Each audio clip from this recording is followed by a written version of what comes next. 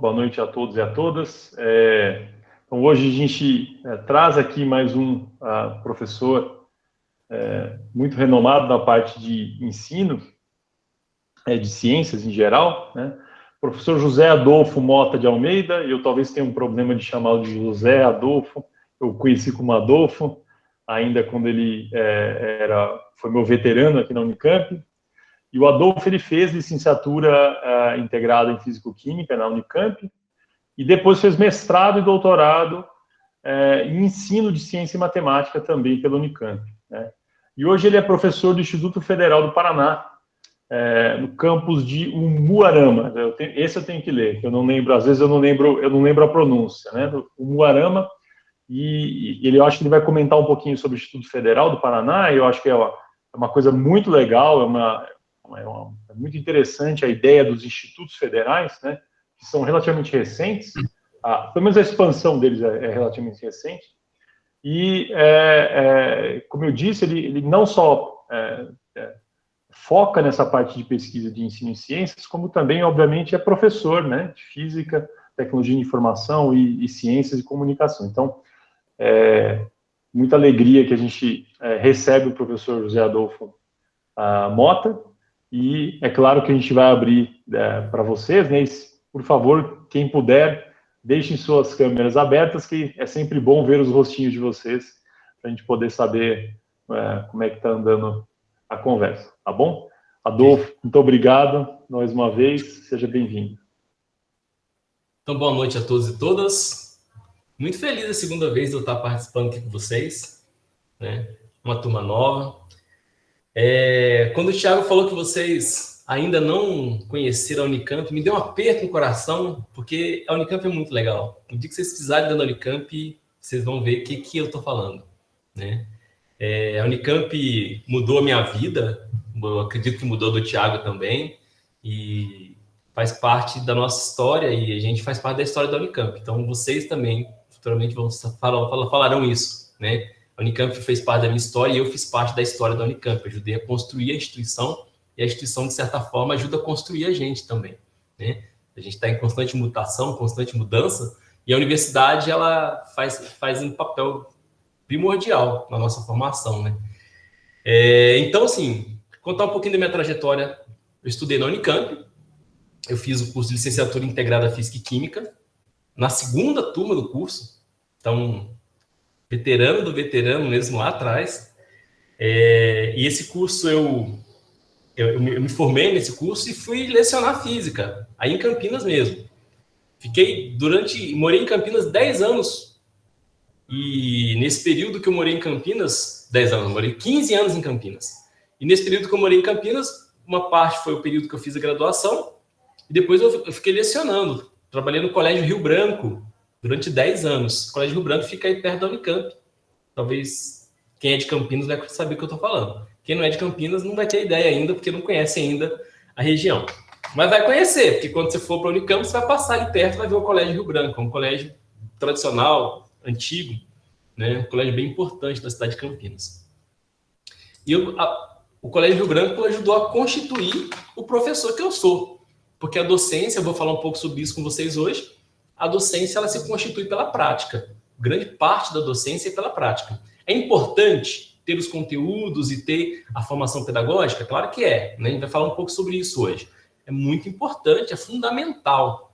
Mas a prática também é muito importante na docência. Então, a prática é aquilo que coloca a cereja do bolo, né? E eu tive a minha prática no Colégio Rio Branco, na Escola Comunitária de Campinas, Colégio Santo Conrado, dei aula em Campinas em várias escolas, então tive uma experiência longa em Campinas. Em 2015, eu passei nesse concurso aqui no Paraná. E aí fiquei naquele dilema, né? Eu fazia doutorado na Unicamp na época, e eu ficava, nossa, eu vou lá para o Paraná, como é que eu vou fazer para terminar o doutorado? Eu ia toda semana para Campinas, era um trampo, assim. Entrar em busão toda semana, aí quando dava para ir de avião, ia de avião, mas não dava para ir de avião sempre. Olha, eu fiquei um semestre fazendo disciplina, o Thiago almoçava comigo de vez em quando, né, Thiago? A gente se encontrava, vamos almoçar, vamos. E a gente almoçava junto e eu contava, e ele, mas como é que tá? Você tá vindo para cá toda semana? Eu falei, toda semana.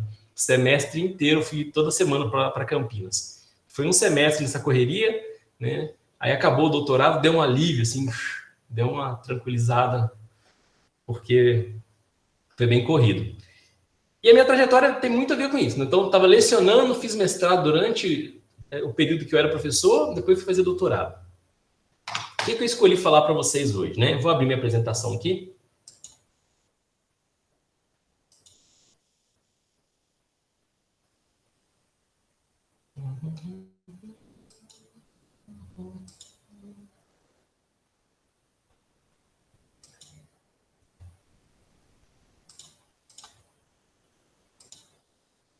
Então, eu vou abrir aqui. Eita, ela está compartilhando aí. Foi. Vamos ver se vocês vão... Foi. Estamos vendo. Beleza. Então, eu escolhi falar um pouquinho sobre os desafios para os futuros professores do século XXI. E para a gente começar, eu queria só falar um pouquinho da instituição que eu estou, né? Que é o Instituto Federal. Então, em 2015 eu vim para cá. Os institutos federais estão espalhados pelo Brasil inteiro. Tem tudo que é canto aí, vocês vão achar Instituto Federal. E é uma grande oportunidade de trabalho para quem se forma na área, né? Licenciatura e faz um mestrado, faz um doutorado, né? Os concursos, vira e mexe tem concurso e é uma oportunidade muito legal de você trabalhar numa instituição que vai ter ensino, pesquisa, extensão, e você consegue desenvolver um trabalho muito legal, né, com uma escola pública, né? Isso geralmente é muito difícil, porque geralmente a escola pública tem muito pouca estrutura. E os institutos federais têm uma estrutura muito superior a qualquer escola particular que você possa encontrar por aí, né? A maioria dos institutos federais tem uma estrutura fantástica, um corpo docente muito bom, modéstia à parte, eu também preciso falar isso, mas é verdade. Então, depois a gente pode até tirar mais dúvidas sobre os institutos federais, mas o Instituto Federal, os institutos, eles vão aliar. A gente tem desde de ensino técnico profissionalizante, né, aliado, integrado com médio, até o curso, tem curso superior, até o mestrado, e alguns institutos têm doutorado, né? Então, assim, faz um trabalho fantástico. Tem aluno que forma com a gente no ensino médio, vai para a graduação, faz a graduação e ainda faz o mestrado com a gente ainda. Então, é uma instituição muito, muito interessante. Bom, para a gente começar a nossa conversa de quais são, né, os desafios para os professores de física do século XXI, eu vou pegar uma fala de um professor da USP, professor João Zanetti aqui. Ele fala o seguinte, olha, esse aqui é um texto em que ele publica, tem até o dossiê aqui, um dossiê chamado Proposições, é aí da Unicamp esse dossiê, tá? Ele foi organizado pela professora Maria José Almeida, que é, assim, uma sumidade na área do ensino de física no Brasil. Provavelmente vocês vão conhecer, ou em leitura de texto, alguma coisa dela. O professor João também, vocês vão conhecer, mas, assim, talvez a Maria José acho que não dá aula na graduação mais, só na pós-graduação, mas vira e mexe ela está aí fazendo alguma atividade na área do pessoal da licenciatura em física, principalmente em física, que é a área dela. Então, o professor João fala o seguinte, olha, no final do século passado, eu costumava dizer que precisávamos levar a física do século XX para a sala de aula antes que ele, o século XX, acabasse. Nesse início de novo século, tomando como referência o número de aulas de física que estão presentes nas escolas de ensino médio da rede pública de São Paulo e a forma de atribuição de aulas que a Secretaria de Educação desse estado vem adotando, eu diria que precisamos colocar a física de qualquer século na sala de aula antes que ela, a própria física, acabe. Essa fala é para a gente pensar um pouco, né? Ele está se referindo aqui a uma estratégia do governo do estado de São Paulo que permitiu, e eu vou falar um pouco sobre isso hoje, que profissionais de outras áreas, afins, biologia, química, matemática, pudessem lecionar física no ensino médio. Pela falta de professores de física, né? O Brasil tem um déficit gigantesco de professores de física e química, principalmente. Tem em outras áreas também, mas física e química é um déficit muito grande. E para sanar esse problema, o que eles fizeram, né? O que a Secretaria de Estado de Educação do Estado de São Paulo fez? Permitiu que professores de áreas afins pudessem lecionar essas áreas. A gente que tem formação específica na área sabe que não funciona. Não tem jeito. Assim como eu não consigo dar uma boa aula de matemática, um professor de matemática, na média, não vai dar uma boa aula de física, né? São formações diferentes, são coisas diferentes. Talvez o cara formado numa boa universidade, ele poderia até dar uma boa aula, mas a gente tem que lidar com um cidadão médio, né? A formação média no Brasil, eu acho que não vai permitir que isso aconteça. Então, para a gente começar a pensar, né, eu faria uma pergunta para vocês, né, o que difere a profissão do professor das demais profissões? O que vai acontecer? O que está diferindo essas profissões? Toda profissão tem um conjunto de conhecimentos que são característicos daquela profissão e que permite que aquele profissional possa exercer essa profissão. Então, um médico, isso fica muito latente para a gente respeita bastante quando é um médico, por exemplo, e a gente diz, olha, não se pode fazer o exercício ilegal da medicina, ou seja, quem não tem formação não pode receitar, quem não tem formação não pode exercer a profissão. Mas quando é a profissão docente que está em questão, a gente é mais resiliente ou mais... abre mais espaço. E costumo dizer, se o cara souber o conteúdo, beleza, ele pode dar aula de física. E aí a gente tem um sério problema. E é disso que eu quero falar um pouquinho para a gente avançar. Eu vou fazer uma apresentação, vocês vão ver que eu vou apresentar aqui alguns uma lista de coisas que eu acho que são importantes para o professor no século XXI, e depois eu abro para a gente conversar um pouco sobre a profissão docente. Vocês podem perguntar sobre a área de ensino de física. A gente pode falar um pouquinho sobre pesquisa na área de ensino de física, porque geralmente é algo que eu acho muito importante que vocês saibam, desde o primeiro momento que entram na licenciatura, é que existe uma área de pesquisa de ensino de física, que é diferente da área de pesquisa que o professor Tiago, por exemplo, trabalha, né? É completamente diferente. E aí, quando a gente quer saber quais são os conhecimentos necessários para o exercício da docência, existem várias pessoas que estudaram isso, né? Dentre essas pessoas, teve um cara chamado Schumann, tá? Um americano, que ele vai dizer o seguinte, olha,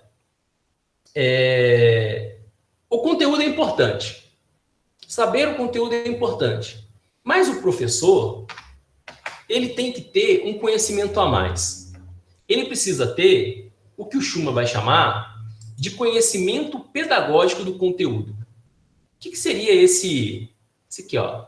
Conhecimento pedagógico do conteúdo. O que seria isso? Esse conhecimento pedagógico do conteúdo é aquele conhecimento específico do professor.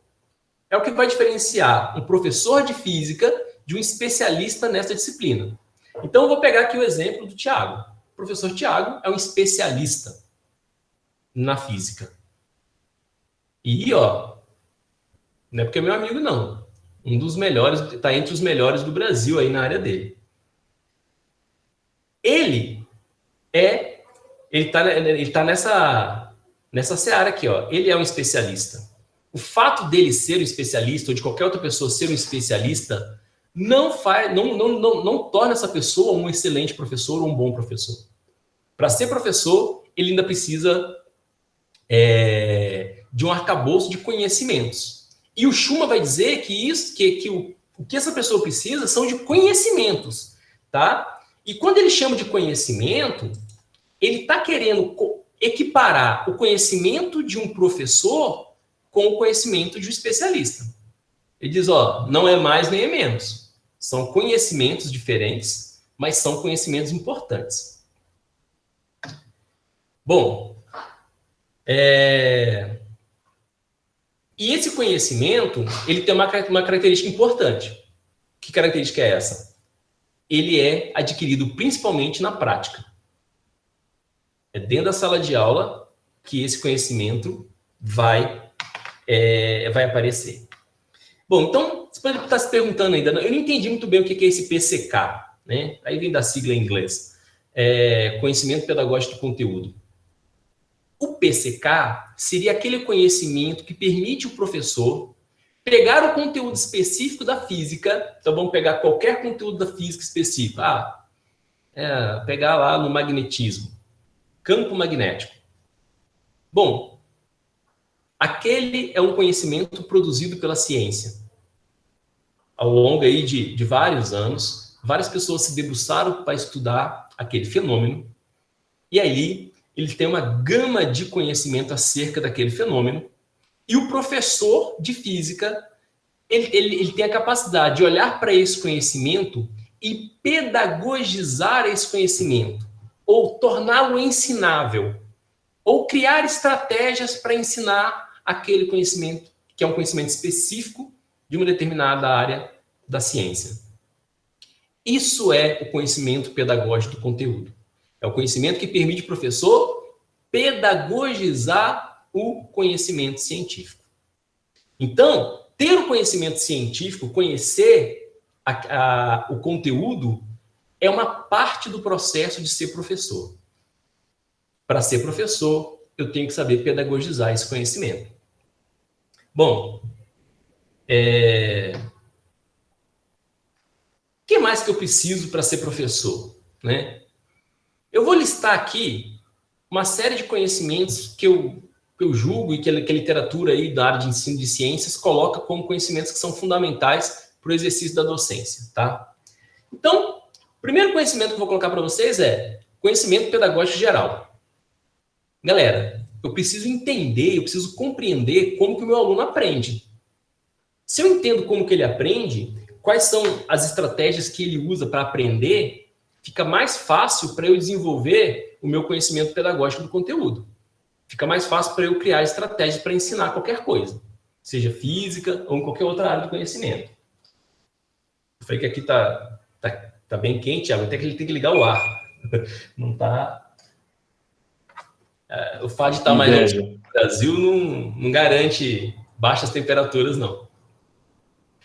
Então, conhecimento pedagógico geral, né? É você conhecer as principais linhas pedagógicas, conhecer os teóricos que estudaram como funciona o processo cognitivo dos nossos estudantes, né? Então, ter o conhecimento pedagógico geral é fundamental. Conhecer Paulo Freire, conhecer Piaget, conhecer Vygotsky, conhecer um monte de caras que vocês vão conhecer ao longo da carreira de vocês aí, tá? Esses caras são fundamentais. Eles vão ajudar vocês a compreender como o seu aluno aprende. E a partir do momento que você entende como que ele aprende, fica mais fácil ensinar algo para ele. Outra coisa, eu preciso conhecer os meus alunos e conhecer as suas características. De onde ele vem, qual é a realidade que ele vive, né? Qual é a condição social do meu aluno. Tudo isso vai fazer com que eu possa ajustar, inclusive, a linguagem que eu vou usar com o meu aluno. É fundamental conhecer, né, a origem do meu estudante. Eu fico vendo assim, ó, por exemplo, eu sou de Minas, e quando eu vim para o Paraná, eu já tinha vivido muito tempo em Campinas, então não senti muita diferença, porque o pessoal aqui até... O jeito de falar é meio parecido com São Paulo. Mas quando eu saí de Minas e fui para Campinas, aquilo para mim era outro mundo.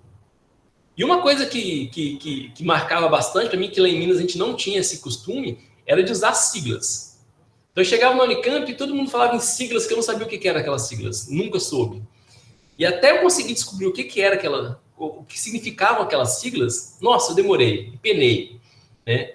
Então, características do seu aluno, a origem dele, de onde ele veio, isso vai ajudar você a compreender a realidade dele, e compreendendo a realidade, fica mais fácil ensinar, seja física ou qualquer outra ciência. Esse ponto aqui. Eu preciso conhecer o conteúdo. E aí eu vou marcar aqui vários asteriscos aqui para a gente pensar nisso aqui. Gente, conhecimento de conteúdo é fundamental para ser professor, tá? Essa história, eu não sei o conteúdo, mas eu sei ensinar, isso não existe. Não tem como, você não consegue ensinar algo que você não conheça. Você tem que aprender o conteúdo. eu preciso aprender o conteúdo do mesmo nível de um especialista que vai fazer pesquisa naquilo. Não. Mas você precisa conhecer o conteúdo, né? Então, eu tenho que saber física para ensinar física. Então, isso aqui é fundamental. Então, não acho que quem está na licenciatura tem que ter uma formação das disciplinas específicas da física menor do que quem não está na licenciatura. Inclusive, eu fico bem chateado quando eu vejo que retiraram várias disciplinas da licenciatura integrada que tinha antigamente. Eu falo, poxa, não podia ter tirado essa disciplina. Aquilo abre a cabeça do professor, né? Então, vocês precisam conhecer o conteúdo. Quando vocês começarem a estudar, né, sobre a área de pesquisa, na área de ensino de física, vocês vão entender aquela fala do professor João, lá no início que eu coloquei para vocês, em que ele fala que era preciso colocar a física do século XX na sala de aula antes que o século XX acabasse. O século XX acabou, começou o século XXI, e a física do século XX não foi para a sala de aula. Muitos de vocês provavelmente não estudaram quase nada do que a gente chama de física moderna, que é a física ali, né, do início do século XX. Eu não tive isso no meu ensino médio, e em inúmeros lugares que eu passei como professor de física, praticamente não se trabalha. Isso não está dentro do currículo, tá? Então, eu preciso ter conhecimento do currículo. Gente, vamos ampliar um pouquinho a cabeça aqui, tá? Quando eu falo em currículo aqui, eu não estou falando só da grade de disciplinas de um curso. Não é isso que eu estou falando. Currículo é algo muito mais amplo. Você fala, Adolfo, mas você está falando de currículo na visão de quem? Que visão é essa de currículo? Quando eu falo de currículo, eu estou falando de currículo na visão dessas duas mulheres aqui, ó. Professora Alice Cassimiro Lopes e Elizabeth Macedo. Elas são professoras da UERJ, formação na área de Química, mas escrevem sobre currículo. Elas advogam, elas defendem a ideia de currículo, né, o currículo como algo multicultural. Vou explicar um pouco melhor isso. O currículo não é só a grade de disciplinas de uma determinada escola, mas o contexto da escola faz parte do currículo. A estrutura física da escola também integra o currículo, porque a estrutura física da escola é que permite se o professor, por exemplo, pode usar um laboratório ou não. Então, a estrutura física está integrada no currículo, e o currículo escolar, na verdade, é algo muito mais amplo. E aí, a gente tem que ter um cuidado, quando eu falo de conhecimento do currículo, porque existe uma ideia de neutralidade no currículo que a gente precisa deixar de ser ingênuo. O currículo não é neutro. Alguém define o que vai ser ensinado. E por que determinados conhecimentos entram na pauta e outros conhecimentos são colocados de lado? Em tudo isso, e muito desses conhecimentos são colocados de lado, são colocados por questões políticas, por opções de determinadas pessoas, por determinação do material didático. Então, o material didático elencou que vai ter no livro determinados conteúdos de física, acaba sendo aqueles conteúdos que são ensinados. Se o livro não colocar lá no material didático, o professor, não, isso aqui eu não vou ensinar, não está no livro. E muitos de vocês provavelmente teve um currículo pautado no quê? No livro didático. Então, eu preciso ter conhecimento do currículo para eu poder escapar disso. Se eu sou um professor que tem conhecimento do currículo, que eu compreendo o currículo como algo mais amplo, eu vou chegar na sala de aula e vou poder fazer algo diferente do que está no livro didático. Eu vou poder pegar um assunto que não está ali e trazer esse assunto. Então, é disso que eu estou falando, tá? Compreender que currículo é uma decisão política. O que é agora a BNCC aí? Essa base de conhecimentos que eles estão discutindo e estão tentando implementar Brasil afora. A quem serve essa base? Eu digo para vocês, essa base serve, e muito bem, para as empresas que imprimem material didático, que querem padronizar o material didático do Brasil inteiro e vender material didático do Brasil inteiro. Então, percebam que a escolha de um determinado currículo foi uma questão política, econômica. É isso que influenciou naquele tipo de escolha. É claro que por trás dessas escolhas existe um discurso muito bonito que vai dizer: não, estamos preocupados que você aprenda mais, que você... Balela. Estou preocupado em homogeneizar o currículo, não considerar as diferenças regionais nesse currículo, o que é algo muito triste, né? Você pensar que uma comunidade indígena tem que estudar uma ciência do mesmo jeito que você estuda, você que é um não indígena. Então, assim, é triste isso. Ele deveria estudar aquilo e inserir dentro da cultura dele. Uma pessoa que nasceu no norte do Brasil, outro que nasceu no nordeste, outro que nasceu no sul, vão ter o mesmo material didático. Então, tem uma perda cultural muito grande aí. Então, é disso que eu estou falando. Então, o currículo não é neutro. Aquilo que aparece no livro didático é uma escolha. E quando é uma escolha, alguém escolheu. E se alguém escolheu, essa pessoa tem lá, por trás das suas escolhas, as suas ideologias. Toda escolha tem ideologia. Não existe ninguém faz uma escolha. A escolha foi científica, técnica, neutra. Isso não existe, tá? Quando a gente fala de currículo, a gente tem que ter esse senso crítico. E, por fim, né, o conhecimento pedagógico do conteúdo. Esse conhecimento pedagógico do conteúdo, no meu ponto de vista, ele resume tudo isso que eu estou falando aqui antes. Tudo isso que eu estou falando vem nessa capacidade que eu tenho de organizar os conhecimentos para poder ensinar, tendo em vista tudo isso que eu falei, né? O conhecimento do currículo, conhecimento do conteúdo, conhecimento pedagógico geral, né? E o conhecimento dos alunos. Tem mais coisa? Tem. Eu preciso conhecer o contexto. O conhecimento do contexto é muito importante. Contexto mesmo, contexto da escola, contexto do aluno. O contexto histórico em que eu estou vivendo, ele vai influenciar. O contexto político em que a gente está vivendo, ele influencia no ensino. Tudo isso influencia, né? A gente está vivendo o contexto da pandemia. Isso mudou completamente a forma da gente trabalhar, né? Então, conhecimento do contexto também ajuda a ser um bom professor. Por fim, conhecimento dos objetivos que eu quero atingir, finalidades e valores educacionais e de seus fundamentos filosóficos e históricos. É muita coisa para ser professor, né? Não é fácil. Então, ser professor não é fácil. E no caso específico do professor de física? No caso específico do professor de física, tudo isso que eu falei para vocês aqui anteriormente é ser professor de uma maneira mais geral. Pensando especificamente no professor de ciências, professor de física, química, biologia, na área de geociências. Quando eu penso no professor de física, eu estou me baseando aqui num trabalho escrito em 2001, tá? Por um espanhol e um grupo de outros professores. Tem um professor da Universidade de Valência, professor de Portugal.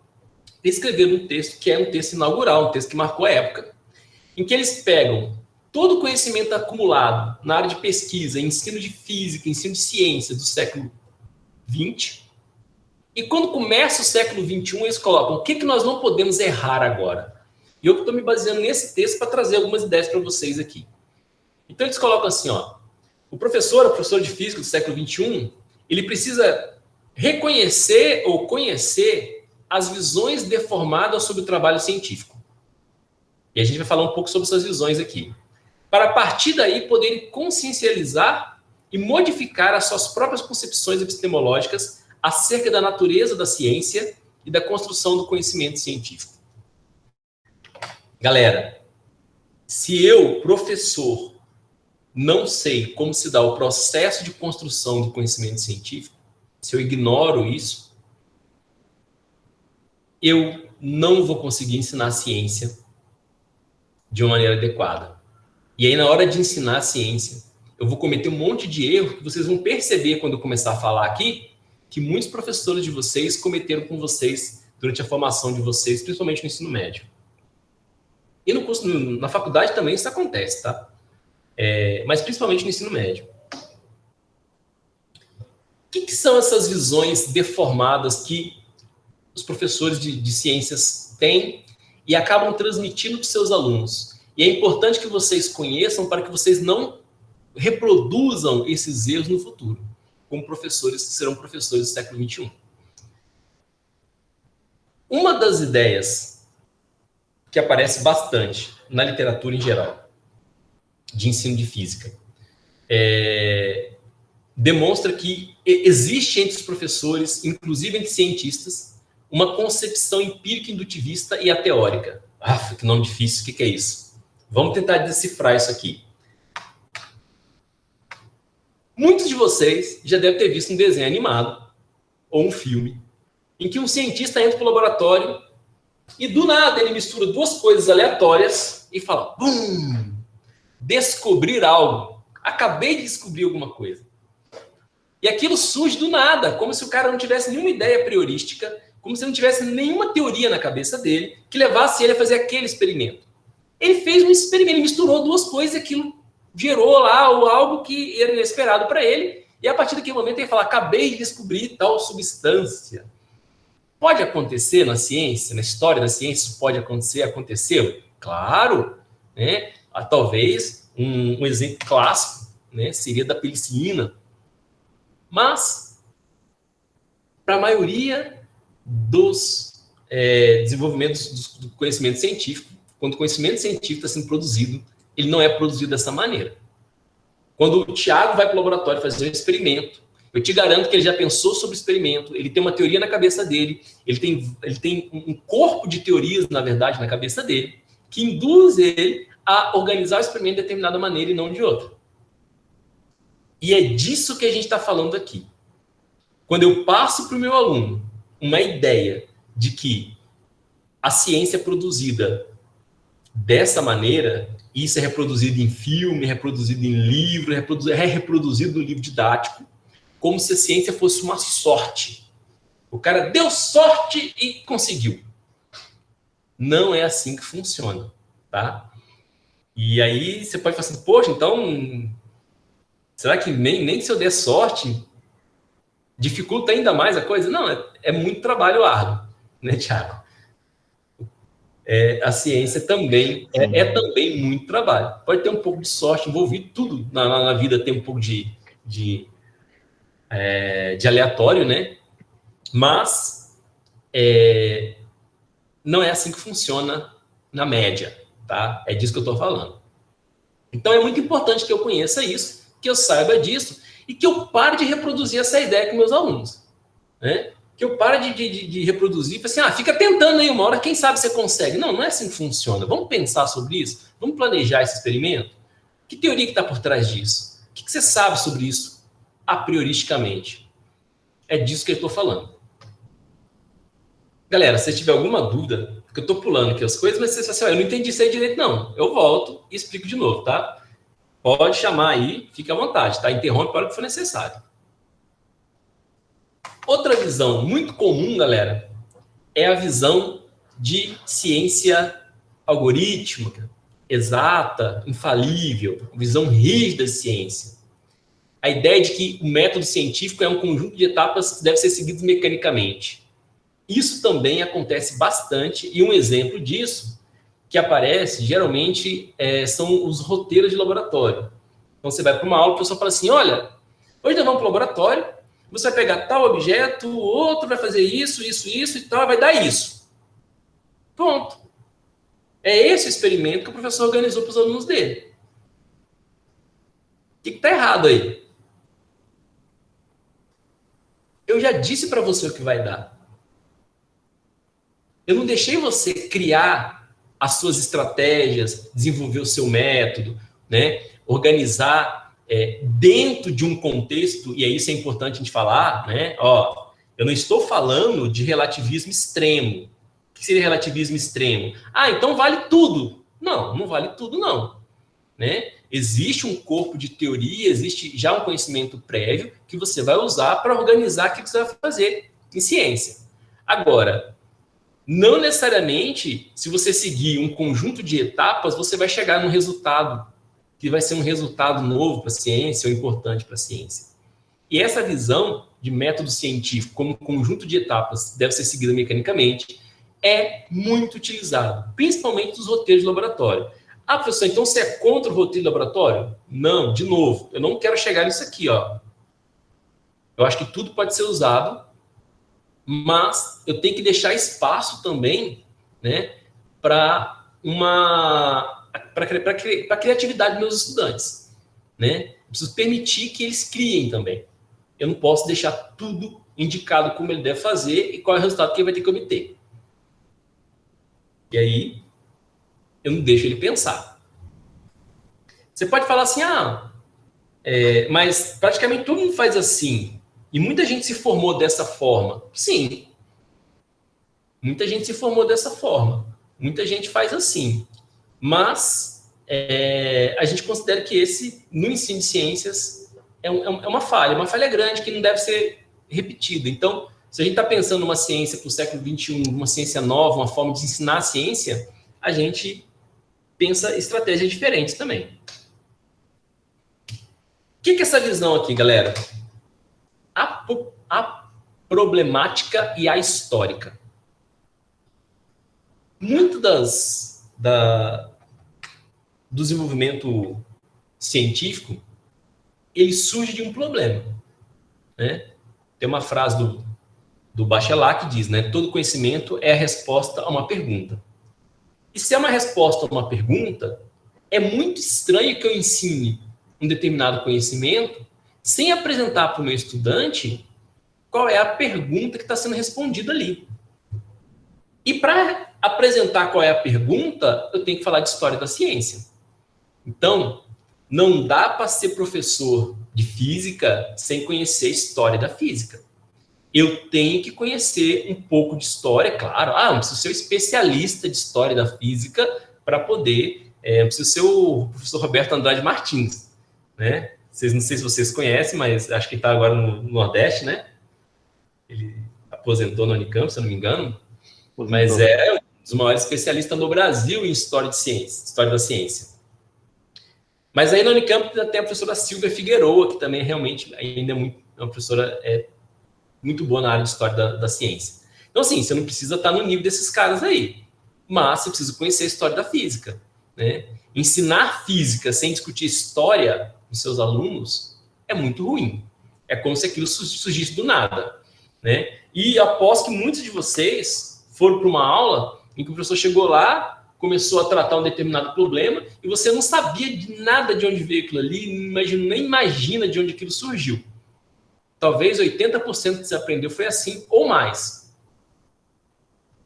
Não vamos reproduzir isso, né? Vamos discutir que problema que deu origem àquele conhecimento, vamos discutir qual foi a evolução do conhecimento, de como o conhecimento foi evoluindo, porque fica parecendo que a ciência evolui assim, né? É um movimento linear, acumulativo linear. Não é. Existem interrupções. Tem momentos da história que a ciência não desenvolveu tanto, tem outros que desenvolveu um pouco mais, né? E aconteceu erro, a gente não discute os erros com os nossos alunos. A gente só mostra aquilo que deu certo na ciência. E mostrar o erro é muito importante, porque se eu mostro onde o cientista errou, como que ele corrigiu esse erro, eu aprendo muito com esse erro. E aí eu vou conhecer isso quando eu conhecer a história da ciência. Porque no livro didático está aquilo que deu certo. Quando eu vou estudar a equação do movimento, eu pego lá movimento uniformemente variado. Quando eu vou estudar o movimento uniformemente variado, eu vou estudar na perspectiva do cientista que desenvolveu um modelo teórico que funcionou. Só que vários outros tentaram e não funcionou. E aqueles que tentaram não funcionou, eu não sei nada sobre aquilo. Seria interessante que eu conhecesse um pouco, né? É claro que o foco tem que ser aquilo que funcionou, mas eu posso conhecer um pouco do que deu errado. Conhecer o que deu errado também é interessante. Então, vamos lá. Isso aqui é importante. O livro didático contribui muito para isso também. Novamente, as produções culturais, livro, filme, né, programa de TV em geral, contribui bastante para passar uma visão de ciência elitista, muitas vezes machista, né? E a gente tem que parar de reproduzir isso, né? A gente tem muito isso. A ciência, geralmente, quando aparece a figura de um cientista, geralmente é um homem branco atrás de um avental. É homem branco. Isso não dá mais no século XXI.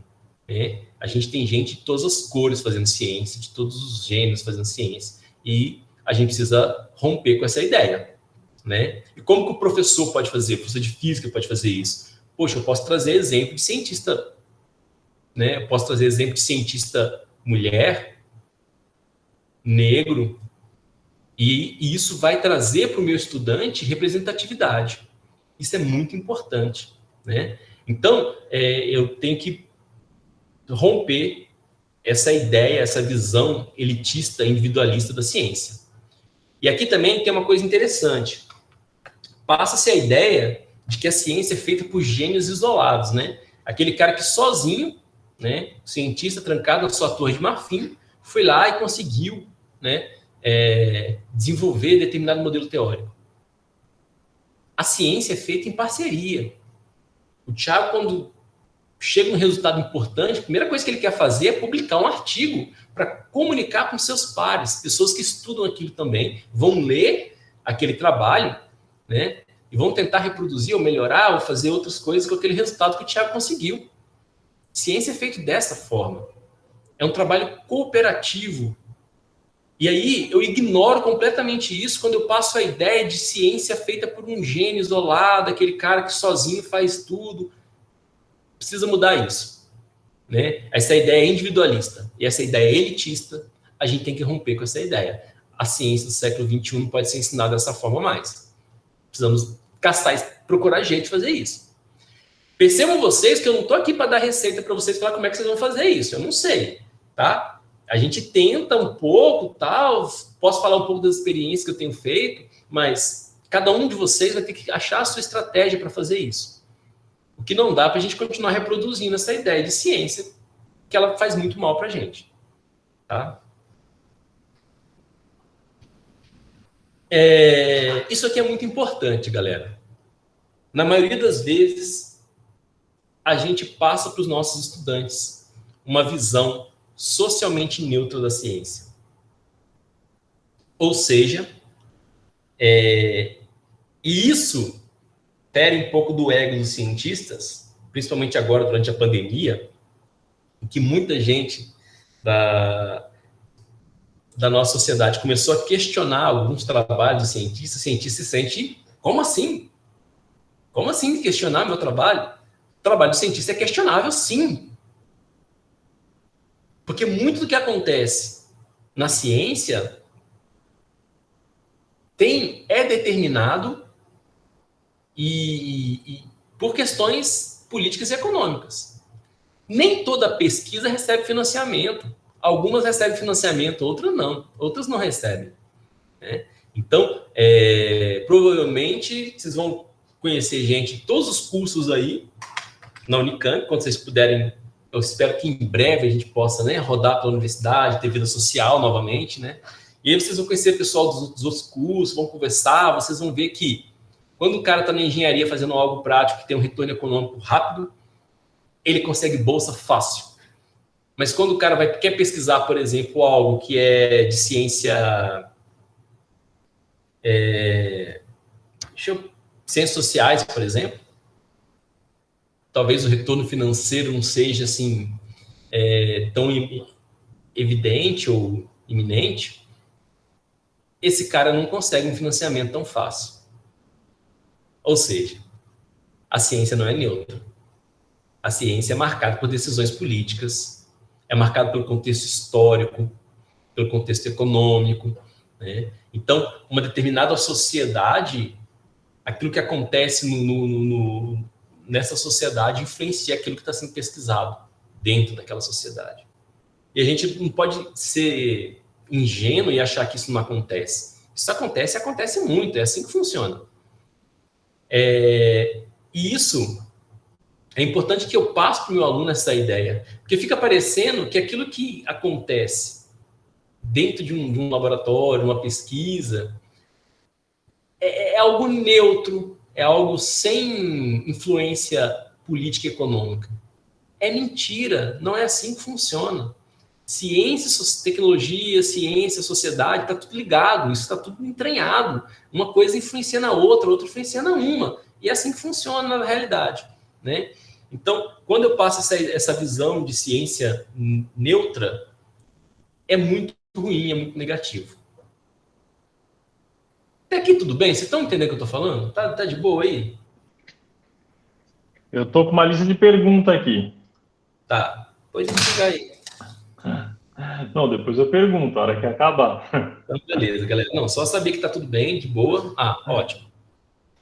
Ok. Vamos. O que mais que se espera do professor de ciências no século XXI? A galera precisa criar com novas mídias. Isso aí tem jeito, né? Hoje em dia a gente tem aí muitas ferramentas digitais que a gente utiliza. A gente está aqui numa plataforma digital usando, por exemplo, uma forma de a gente se comunicar à distância. Eu estou aqui no Paraná, cada um está na sua cidade, o Thiago está lá em Campinas, e a gente consegue, né, interagir, e isso não tem como fugir disso mais. Ciência, o ensino de ciências vai usar isso, tá? Então, é preciso que os professores tenham alto nível de conforto com um mundo cada vez mais mediado por novas mídias. A gente chama isso, tá, nas nossas pesquisas, de professores letrados digitalmente. O que seria um cara letrado digitalmente? Aquele cara que consegue criar com novas mídias, né? Consegue usar as novas mídias no seu trabalho de professor e criar estratégias utilizando novas mídias. O professor vai precisar ser capaz de fazer isso, né?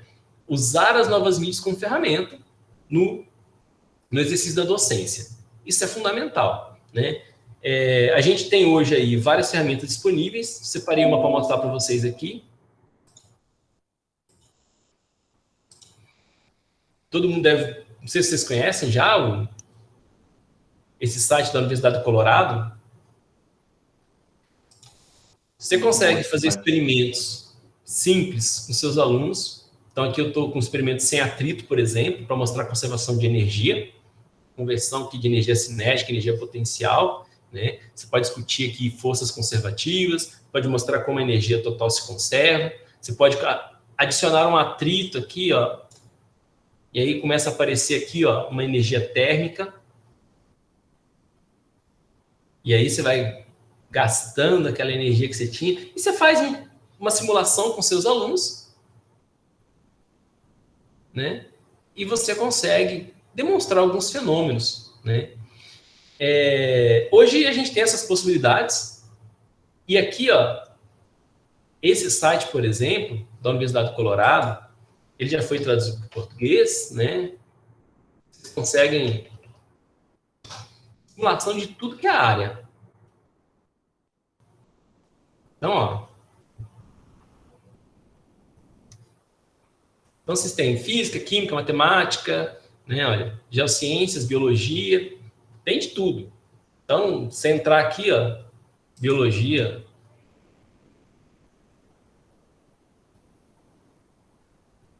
Esse experimento, eu acho, essa simulação que eu acho muito legal, eles simulam um experimento com coelhinhos que sofrem mutação, e é muito interessante.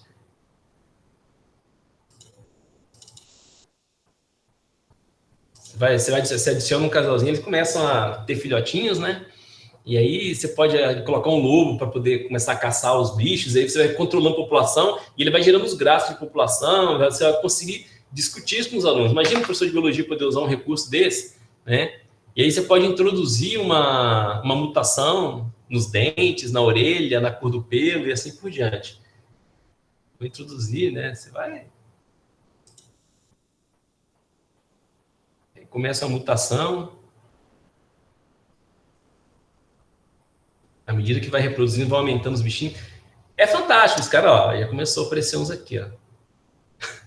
Como o gene recessivo, né? Você tem menor número. Mas é bem legal.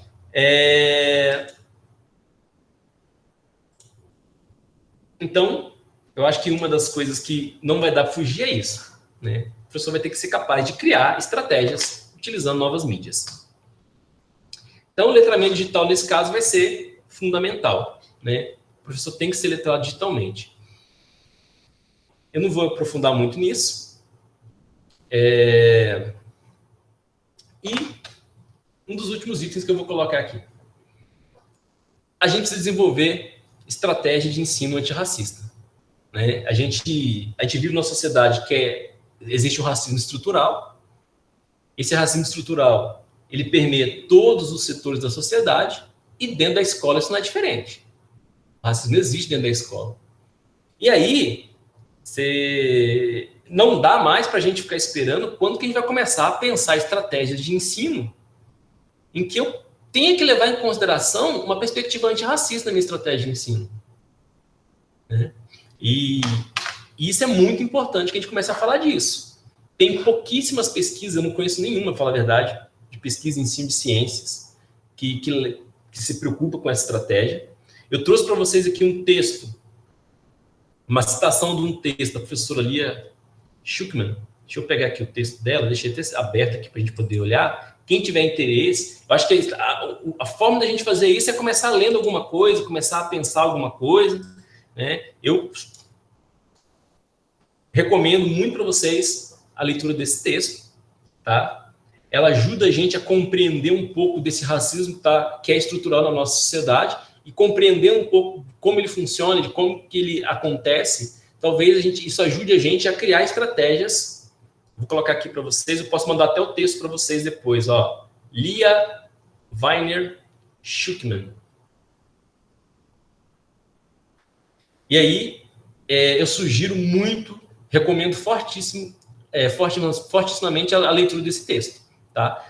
Porque conhecendo, a gente começa a pensar e criar estratégias diferentes. Eu vou falar para vocês uma coisa, eu passei 4 anos no curso de licenciatura e nunca ninguém falou sobre isso comigo numa formação de professores. Eu acho que é fundamental a gente discutir isso enquanto formação de professores, porque eu não sei como é que a gente vai conseguir mudar esse cenário que a gente vive, mas talvez seja um caminho, né? Uma estratégia, alguma coisa, alguma ação a gente tem que tomar. Então, não dá mais para a gente deixar de discutir a questão do racismo dentro da escola e pensar em estratégias para isso também no ensino de ciência, no ensino de física. Como fazer? Galera, não sei, todo mundo precisa, né? Precisa de ajuda, a gente precisa de todo mundo criando estratégias para isso. Pode ser que vocês aí futuramente vão ser pesquisadores nessa área. Isso é muito legal da gente falar aqui, porque assim, fica parecendo para muita gente quando começa o curso de licenciatura que pesquisa na área de ensino de física é só pegar um conteúdo de física que eu quero ensinar e estudar uma estratégia para ensinar aquele conteúdo. Eu tinha essa visão quando eu comecei a fazer licenciatura, e talvez muitos de vocês tenham essa visão. Só que quando vocês começarem a pensar, quando vocês começarem a ler os textos e entender um pouquinho como funciona o campo de pesquisa de ensino de física, vocês vão ver que esse ponto que eu estou falando para vocês também é um ponto interessante de pesquisa. E tem muita gente pesquisando isso. Só que tem uma série de outras pesquisas. Para vocês terem ideia, hoje eu assisti de manhã um trabalho de doutorado, por exemplo, em que o cara que está fazendo esse trabalho, ele fez uma comparação entre a visão de antagonismo, ciência e religião no Brasil e na Alemanha. Olha que trabalho interessante. Foi o trabalho de doutorado de um colega do grupo de pesquisa que eu integro aqui, aí da Unicamp, inclusive. Então, assim, você tem pesquisa de diferentes modelos, diferentes áreas dentro do ensino de física. Esse é muito amplo. E aí vocês vão começar a perceber que dá para incluir questões de racismo no ensino de ciências, ou racismo nas ciências como um todo. Que a ciência é racista, Dô, está dizendo isso? Estou dizendo que a sociedade é estruturalmente racista. Logo, assim, isso respinga na ciência também, não tem jeito, né? Então, a gente tem que começar a pensar nisso. Talvez fazer pesquisa sobre isso. Para acabar, então, eu deixaria para vocês isso aqui, ó. O ensino de física no século XXI, ele não poderá ignorar como se dá o processo de construção do conhecimento científico. Ou seja, eu não posso cometer aqueles erros, daquelas visões deformadas de ciência que os professores carregam e que muitas vezes reproduzem para os seus estudantes e reproduzem isso, inclusive em livro didático, e reproduzem isso no dia a dia da sala de aula. A gente precisa mudar isso. Precisamos conhecer quais são esses erros para não cometê-los, tá? Se a gente conhece, já ajuda bastante. Estou dizendo que ao conhecer, automaticamente você não vai cometer? Certamente vocês vão cometer. Eu cometo esses erros toda hora. Ah, mas então por que você está falando isso? Não, estou dizendo que eu cometo esses erros e às vezes quando eu estou cometendo, eu me lembro, não, pera lá, volta aqui, vamos ver isso aqui de novo, vamos mudar essa visão, vamos falar disso de novo. Porque é algo natural, eu fui formado para isso, né? Todos os meus professores me ensinaram assim. É muito difícil mudar, mas a gente tem que tentar. Vamos tentar que uma hora a coisa muda. O que mais que eu colocaria?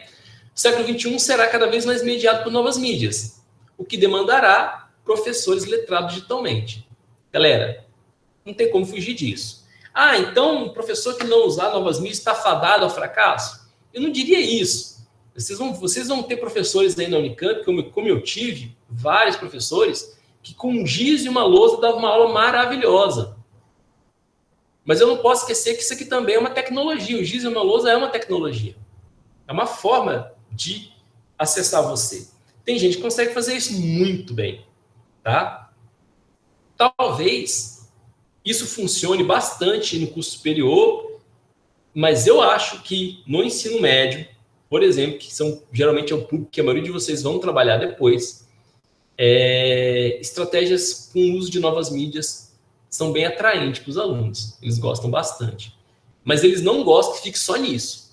Professor que dá aula só de PowerPoint, ninguém aguenta, tá? Então, você tem que ter bom senso e escolher estratégia que funcione. Ninguém diria que a gente ia estar no meio de uma pandemia que eu ia ter que dar todas as minhas aulas em PowerPoint, por exemplo. Eu odeio fazer isso, só no PowerPoint, né? Eu gosto de ir para a sala de aula com os meus alunos e mostrar, fazer experimento, levar isso para fora da sala, usar outras estratégias, né? E hoje eu estou, de novo, só no PowerPoint. Fazer o quê? Né? E para finalizar, galera, é o que eu falei para vocês. O ensino de física no século XXI, ele precisa ser antirracista, né? É aquela história, né? Não basta eu não ser racista. O que eu faço, né, para ser antirracista? Que estratégia que eu estou usando? E eu acho que isso a gente tem que pensar como fazer isso. E eu deixo para vocês, inclusive, se alguém tiver ideia, pode falar aí e a gente pode conversar um pouco sobre isso. Por fim, era isso que eu ia falar. Acho que eu ocupei um bom tempo aí. Vou fechar minha apresentação aqui. Agora vocês podem...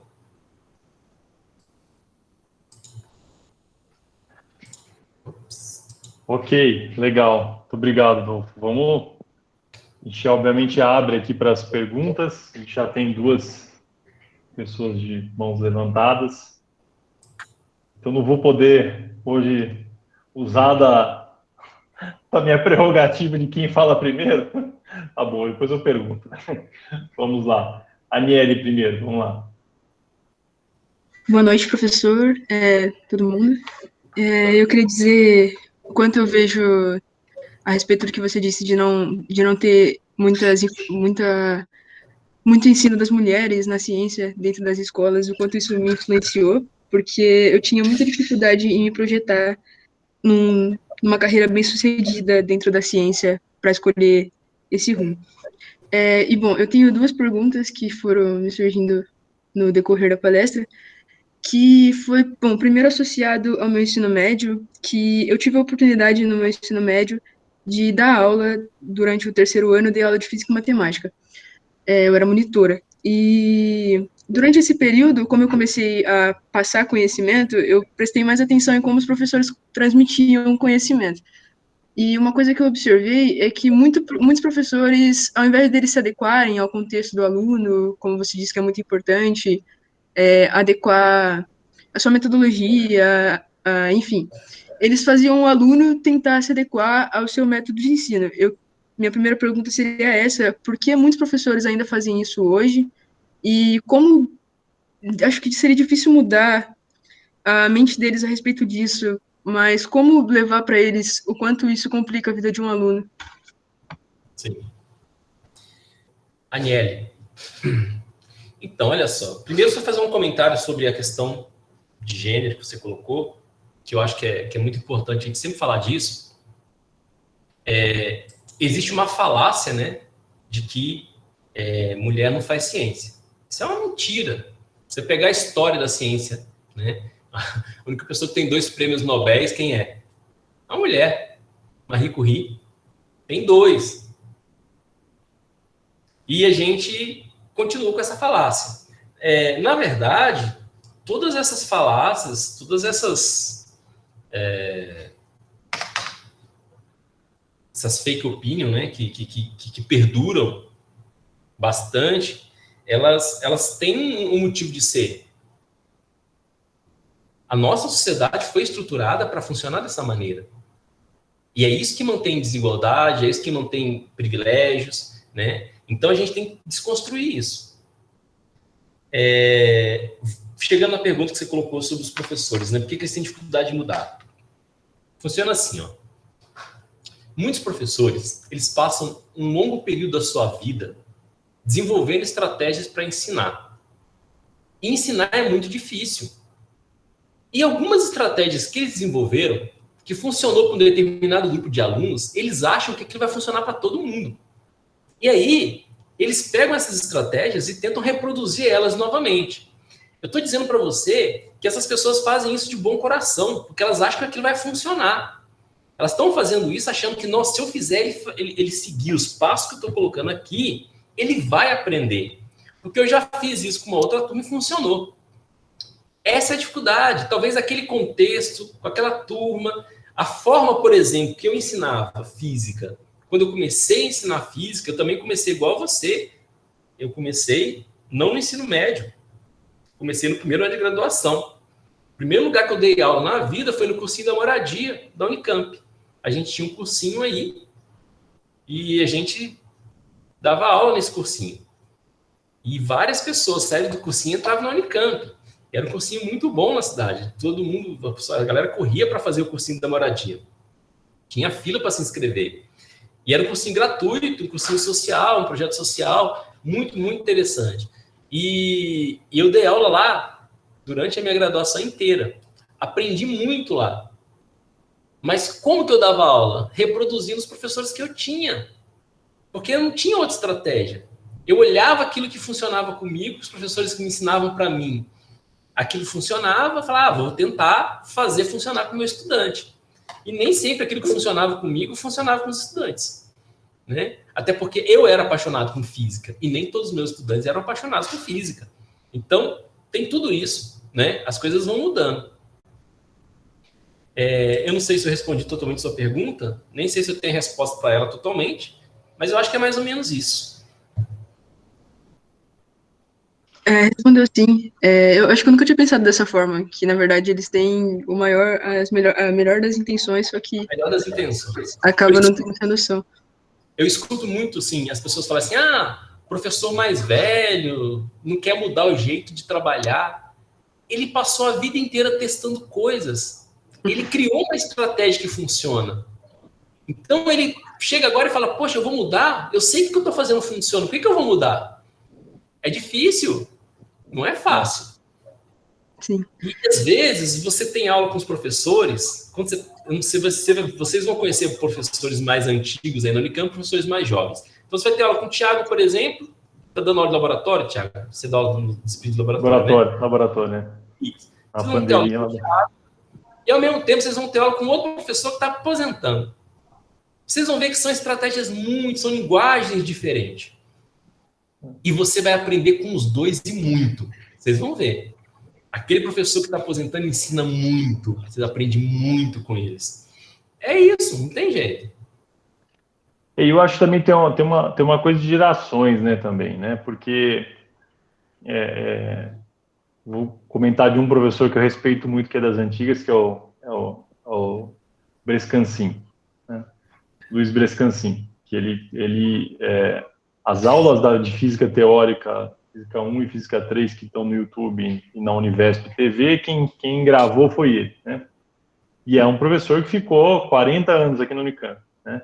E ao final da sua carreira se dispôs a gravar as aulas de física. É outra geração, mas primeiro, ele amava dar aula, certo? Ele ainda ama conversar e dar aula e ajudar, etc. Mas como ele tinha vivido outras coisas, né, acho que também tem um pouco disso, né?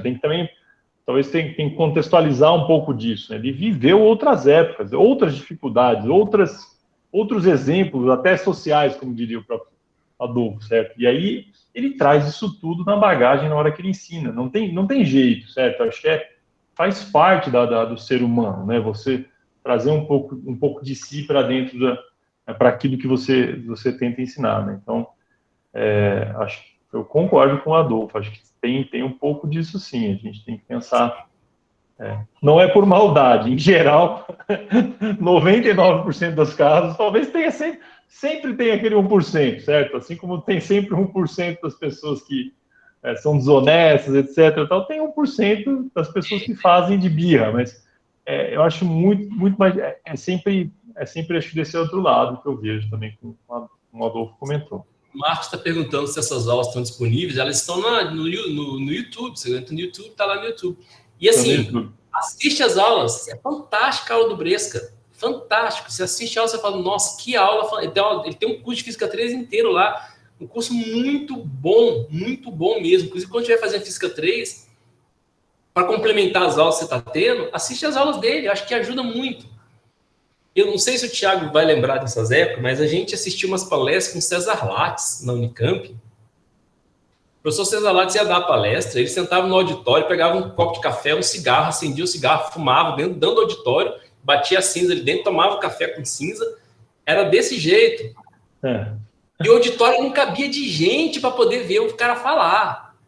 Mas por que isso? Poxa, ele viveu um momento da história da ciência no Brasil importantíssimo. A gente quer saber o que esse cara tem a dizer. Então, enquanto esse cara estava vivo, a gente estava lá. Talvez que ele ia falar. Eu fui fazer um curso com ele no Rio, lá no CBPF, uma vez, e deu um curso lá. O curso dele era desse nível. Ele sentava lá na frente, nem pegava um giz, nada. Dava um curso falando das histórias. E assim, era isso. E foi fantástico. Você acha que eu esqueço cada cena daquele curso? Eu não esqueço, está na minha memória. Quem gosta da física, quem gosta de ciência, você escuta o cara que viveu a história da ciência, como que ele discutiu ciência com outras pessoas da época, contando o contexto, a gente conseguiu viver isso. Ele morreu em 2005. Então, eu me formei em 2005. Até lá, ele estava rodando pela Unicamp ainda, vinha de vez em quando aí, passava aí. O professor José Luiz Lopes, o professor César Lattes, estava sempre aí. E a gente tinha o prazer de conhecer essas pessoas. Né? Eu tenho foto com ele. Depois eu mostro para vocês. Mas o curso está disponível lá na internet. Depois eu coloco o link aqui para vocês. Já está aqui, eu acho. Já colocaram. Já colocaram a playlist aqui. O pessoal é mais rápido que eu, tá vendo? Choque de cultura. Tá vendo? Eu aqui eu estava procurando as duas recomendações do Twitter, tentando colocar, enquanto isso já veio a playlist, tá? Faz parte. Vamos seguir na sequência das mãozinhas, depois eu faço a pergunta da Giovana, tá bom? Então, o Lucas Freire Teodósio. Oi, professor, boa noite. Vocês me escutam? Sim. No final, primeiro você tinha perguntado no final sobre como, assim, tem uma perspectiva antirracista, né? Uma perspectiva mais igualitária. E, assim, uma reflexão que eu tenho para mim é que a gente deveria passar a consumir mais conteúdos, assim, de mulheres cientistas, sabe? No caso, no meu Instagram, por exemplo, eu sigo a Mina da Física, que é uma física que faz pesquisa, assim, agora faz pesquisa na USP, se eu não me engano, mestrado, e também sigo, eu até comentei aqui no chat, Física Preta, que é uma outra física que é doutoranda, faz pesquisa também, sabe? Eu acredito que é uma forma de passar a consumir mais conteúdo, é uma forma de ter uma perspectiva mais antirracista. E fora isso, assim, do ponto de vista de a gente se tornar professor, a gente levar, assim, pessoas, assim, desse tipo, assim, por exemplo, a Mina da Física, por exemplo, eu tenho mais contato com ela, se futuramente eu estiver dando uma aula e eu chamar ela para alguma aula minha, ela ela conversar com os meus alunos, sabe, mostrando que existem mulheres que fazem pesquisa, existem muitas mulheres, sabe, e eu acho que fazendo esse tipo de atividade torna a formação dos estudantes mais completa, assim, mais diversa. Sim. E não sei o que você acha, você pode falar sobre isso, mais comentários sobre o que você falou no final. E eu tenho agora mais uma pergunta em relação a novas metodologias de ensino, e junto com tecnologias, por exemplo, podcasts. Você acha que o uso de podcasts para ensino, estimular os alunos a ter curiosidade em física, da Unicamp tem inclusive o Physicast, que é produzido pelo pessoal da Unicamp, por um pessoal da Unicamp, ex-alunos e alunos da Unicamp, e fora a questão de podcast, tem também a questão de Olimpíadas que também eu acredito que estimulam bastante, e tem a Mostra Brasileira de Foguetes, que eu acho que é incrível, sabe, poder lançar foguetes. Infelizmente, agora na situação de pandemia está mais complicado, mas eu ainda acho incrível a ideia de lançar foguetes, assim, mexe com vários assuntos da física, também da química, e assim, se misturam os conteúdos. E o que você acha, assim, dessas metodologias? Ô, Lucas, eu já vi que você começou a pensar estratégias interessantes aí que podem funcionar. Eu acho que essas estratégias podem funcionar, sim. Consumir conteúdo é importante. Quando você diz assim, tem mulher na pesquisa não, elas são a maioria na pós-graduação no Brasil hoje. Se olhar os dados, você vê que as mulheres elas passaram os homens. Antes os homens eram a maioria na pós-graduação, hoje as mulheres elas estão em maioria. E na graduação também, né? Graduação, nível de escolaridade, as mulheres são acima dos homens, né? Em todos esses índices, né? Então, assim, a gente só... É só preconceito mesmo. Então, a gente tem que quebrar isso, romper, né, com esse estigma. Você falou do podcast. Eu não só gosto, como eu coloco os meus alunos para fazer. Ó. Deixa eu mostrar para você aqui. Estou compartilhando aí com vocês uma das atividades que meus alunos fizeram.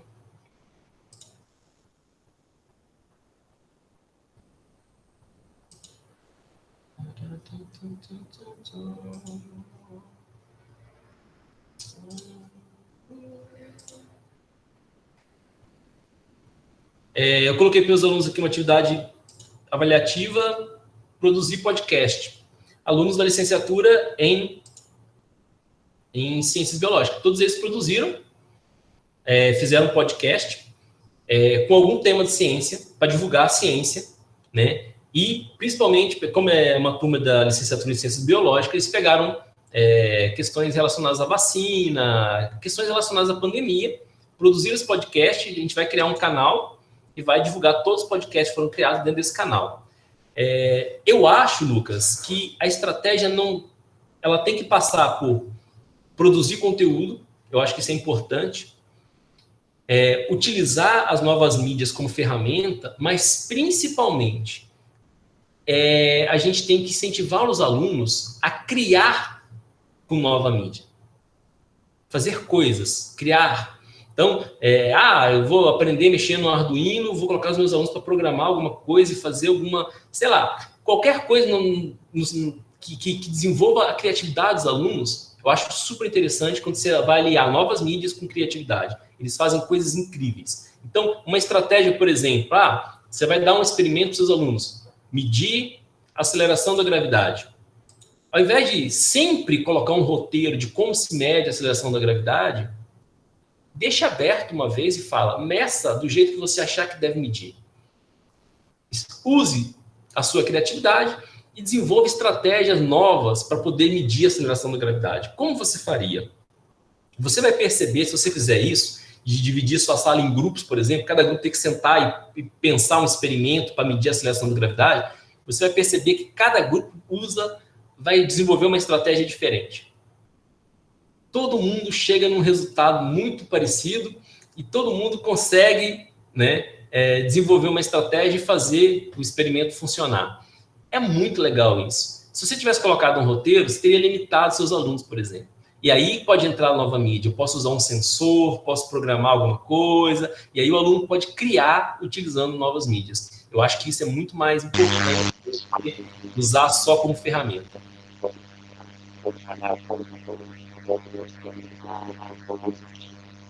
Seu áudio agora parece esquisito aí, Thiago.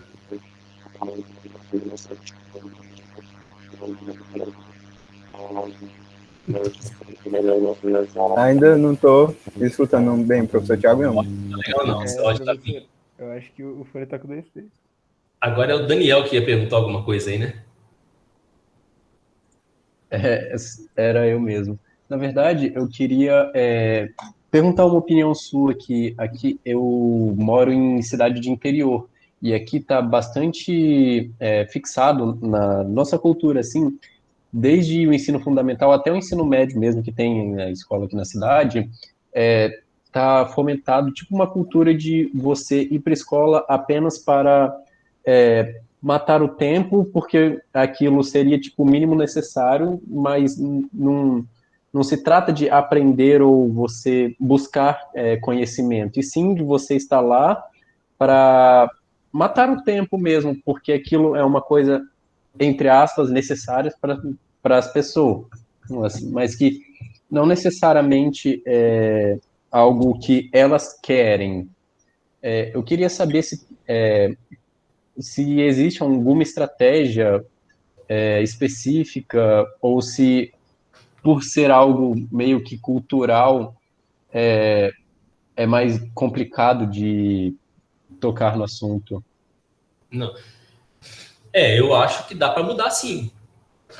Eu acho que dá para começar, o Daniel, se você tivesse aí um professor que conseguisse fazer com que vocês, que a turma inteira se apaixonasse por ciência, por exemplo, eu acho que isso já mudava alguma coisa. Eu acho importante que o estudante tenha objetivo. Então, quando fala assim, o estudante está estudando para passar no vestibular. Bom, é um objetivo. É um objetivo, ele tem um objetivo, né? Eu acho muito pouco esse objetivo, mas é um objetivo, ele tem algum objetivo, né? E, infelizmente, a gente tem, assim, isso que você está relatando que acontece na sua cidade, não é porque é no interior, não. Isso acontece em um monte de lugar, inclusive cidade grande, isso acontece, isso é disseminado Brasil afora, né? Cada vez mais é assim. E ainda tem coisa pior, tá? Que são aquelas escolas que estudam só para passar no vestibular, como se conhecimento não tivesse... a gente está criando com isso uma elite desintelectualizada, uma elite burra mesmo, né? E a elite econômica no Brasil é uma elite que duvida da vacina, por exemplo. É esse tipo de coisa que acontece, o resultado é esse. E isso é resultado de uma formação em ciência ruim. Porque se eu tivesse uma boa formação em ciência, provavelmente eu não ia estar duvidando da vacina, por exemplo. Eu poderia até questionar a ciência, né? Que eu acho que a ciência é questionável, claro que é, né? A gente sabe que é questionável, mas não é o que a gente tem visto, né? A gente tem visto a negação da ciência na sociedade, assim, disseminado na sociedade, né? As pessoas, parece que o cientista virou o inimigo número 1 da sociedade. E aí, o que a gente faz para mudar isso? Nós precisamos de professores de física, de química, de biologia, que façam seus alunos se apaixonarem por essas disciplinas, né? E aí, como é que faz isso? Aí cada um tem que ter a sua estratégia. Eu não tenho receita para dar para vocês, tá? Mas eu sei que uma boa formação ajuda, e um pouco de tudo isso que eu falei hoje vai ajudar você a conseguir fazer os seus alunos gostarem daquilo que você está ensinando. Se você conseguir fazer com que o seu estudante tenha, você, futuro professor Daniel, tenha lá um grupo de estudantes na sua mão e você consiga fazer a diferença com eles e mostrar para eles que ciência pode ser muito legal, além de ser importante para a vida deles, mas é muito legal. Se você conseguir mostrar isso, já vai ser um caminho, assim, meio caminho andado para eles mudarem a visão que eles têm de ciência. Isso eu acho que pode acontecer. Entendi, muito obrigado. Oi, voltou? Meu som voltou normal, não? Alô? Voltou normal? Então tá bom. Deixa eu só... Eu vou só pegar e fazer a pergunta primeiro da Giovana, que ela estava antes do Sinésio. Que ela escreveu aqui no chat, tá? Então, a pergunta dela, ela disse que é relacionada em como fazer para trazer essas estratégias no formato de ensino médio atual, né, que é marcado por cumprir conteúdos e tudo mais, né? Porque isso acaba moldando o mundo e obrigando os professores a dar uma aula mais direta e focada no objetivo de passar a matéria e estar em dia com tudo. Eu vou pegar a carona com a pergunta dela e era isso que eu queria cutucar na sua resposta anterior, que é o seguinte, né? Quando você olha essas metodologias ativas, né, que seria mais ou menos na linha do que você menciona, né, de você deixar o aluno se descobrir, etc. Então, como que você compatibiliza isso, na sua visão, com o ensino em massa, né? Que você tem que atingir 40 alunos, né, 40 alunos em sala de aula, ou na universidade, né, 50, 70 ou 100 alunos. Então, na sua visão, como é que você consegue olhar para essas estratégias de ensino e tentar, e aí, de novo, reforçando a pergunta da Giovana, né, trazer essas estratégias no formato de ensino médio atual? Se é possível ou não, e como você vislumbra isso para o futuro? É o seguinte, a gente é muito apegado a conteúdo, né? E aí eu poderia dizer para vocês o seguinte, ó, eu vou fazer uma comparação que vocês podem achar até um pouco esdrúxula, mas ela serve para explicar o que eu estou querendo dizer. Alguém aqui é músico, toca algum instrumento? Eu vou pegar especificamente o piano. Alguém toca piano? Levanta a mão para mim, só levanta a mão se alguém toca piano. Ninguém, né? Giovana toca piano. A Giovana toca piano. Só que ela está sem microfone, né, Giovana? A Giovana toca piano. Pô, tirando a Giovana, ninguém toca piano. Eu diria para vocês, eu poderia ficar aqui 2 horas falando para vocês, se eu estudasse sobre isso, da importância de conhecer a música, a história da música, para compreender a humanidade, para compreender a nossa existência. A gente poderia falar da música como forma de interpretar o mundo, a gente poderia falar da música como uma expressão da arte e seria muito importante que você tivesse formação em música. Mas vocês não têm. Você não toca piano. E nem por isso você vai deixar de conseguir ser um bom profissional, como é o professor Thiago, como cada um de vocês tem a sua existência, são seres preciosos e vão conseguir coisas boas na vida, mesmo sem saber tocar piano. O que eu estou querendo dizer com isso? Eu estou querendo dizer que nem todo conteúdo é importante. Eu poderia pegar aqui vários conteúdos da física que eu acho que todo mundo deveria saber, por exemplo. Pelo menos, não vou falar de relatividade geral, mas relatividade restrita. Pô, vocês tinham que saber no ensino médio. Só que vocês não sabem, não viram. Vai fazer diferença na vida de vocês, como ser humano? Não. Não vai fazer, não. Como físico, vocês vão saber agora, vão aprender, vão estudar, vão ter o curso, né? E aí vocês vão aprender isso como profissionais, isso é importante para vocês. Agora, todo mundo que passou pelo mesmo ensino médio que você, que vão fazer outras profissões agora, vão estudar outras coisas, essas pessoas não vão saber relatividade restrita. E você poderia se doer por dentro, falando, quando você aprender, você fala assim, pô, isso é muito legal, eu queria que todo mundo soubesse isso. Foi a primeira coisa que eu pensava quando eu fui estudar física moderna pela primeira vez na minha vida. Eu ficava, todo mundo tinha que saber isso. Como assim? A nossa compreensão de tempo é completamente diferente do nosso senso comum. A ciência está mostrando algo para mim completamente novo, que é fantástico de entender, que é fantástico de ver, e eu falo, pô, eu não sei isso. E o que mudou na vida dessas pessoas que vão fazer história, química, geografia? E vai mudar nada. Elas serão profissionais, pai, mãe, vão ter família, vão existir e vão viver numa boa. Então a gente tem que desapegar dessa coisa de conteúdo. Conteúdo é importante, eu não posso também ir para o extremismo e falar assim, conteúdo não importa, nada de conteúdo não importa. Mas sim, eu não preciso dar tudo que está no livro didático. Se eu conseguir fazer o meu aluno pensar, fazer com que ele desenvolva a capacidade de pensar de maneira estratégica, para resolver problemas, para poder compreender alguns conteúdos, e aí eu posso selecionar mas a forma como eu trabalho o ensino de física é muito mais importante do que o conteúdo que eu trabalho. É isso que eu acho enquanto professor. Então, assim, teve muita gente que, por exemplo, olha, eu saí do ensino médio, no meu ensino médio, por exemplo, eu não tive nada de física moderna lá. E fez falta para mim? Fez um pouco. Talvez se eu tivesse visto antes, eu tive alunos que estudaram cálculo no ensino médio, o Carlos Henrique, eu lembro que ele falava, isso aí eu já sabia dele no ensino médio. O Rodrigo, eu já sabia dele no ensino médio. Eu não tinha noção. Você fala, faz diferença?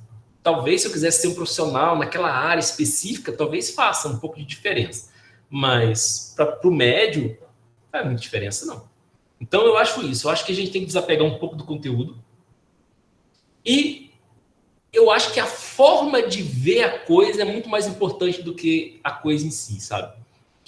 Então, talvez dar um pouco menos de conteúdo e fazer o negócio direito, fazer pensar direito aquilo, fazer o aluno ter uma compreensão de como se dá o processo de construção do conhecimento científico, com história, com tudo isso que está por trás, do que fazer um monte de coisa, fazer mal feito, e o cara sair dali com um monte de visão deturpada de ciência, o que adiantou também? Não sei se adiantou muita coisa.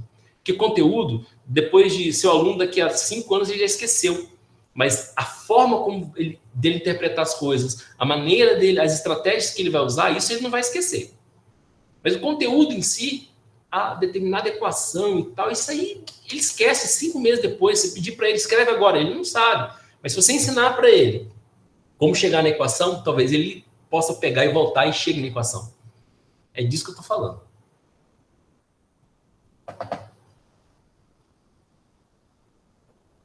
Ele estava falando. Peraí, aqui, ó. Desculpa. Eu sei, eu estou falando tudo isso daqui, pode parecer um pouco romântico essa visão, tá? E eu acho que o professor tem que apertar o botão também, assim, dane-se um pouco para lá, eu vou fazer um pouco, senão não tem como. Porque existe muita pressão de escola, onde você vai trabalhar. Eu já tive escola que tinha apostila, tinha que terminar a apostila no prazo, não sei o quê. Aí não é escola. Isso não é escola. Você não está preocupado com aprendizagem, você está preocupado com quantidade. E aí, tem escola para isso? Tem. Às vezes, vou trabalhar nessa escola, vou ter que fazer como aquela escola manda. Beleza, vai lá e faz, porque você tem que ganhar seu dinheiro, vai ter que trabalhar. Eu entendo que isso acontece.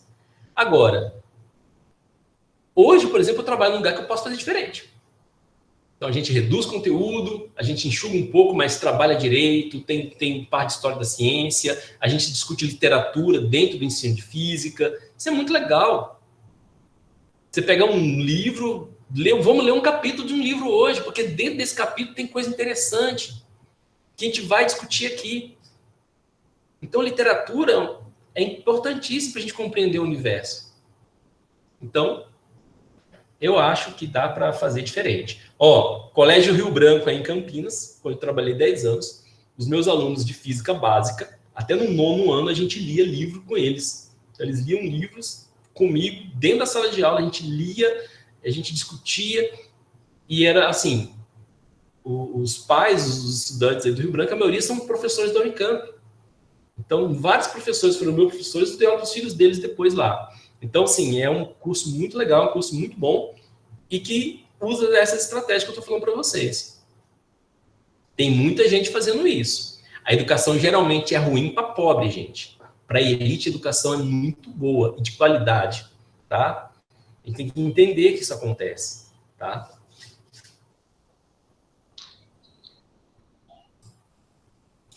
Sinésio, vamos lá. Opa, vamos lá. Vocês estão me escutando de boa? Sim. Então, boa noite, professores. Eu tenho uma experiência e pergunta para compartilhar e outra também em seguida, que eu vou falar. No meu colégio, em 2019, quando eu ainda sabia o que era uma sala de aula física, eu fui convidado, eles ficavam pegando sempre alunos do 2º e do 3º ano do médio para fazer de graça o cursinho do colégio e para testar, enfim, propaganda. E me convidaram lá. Convidaram eu, uma amiga e um amigo meu. E chegou um momento, que os professores eram os mesmos, claro, que a minha aula do 2º ano do médio e o cursinho estavam com uma semana de diferença.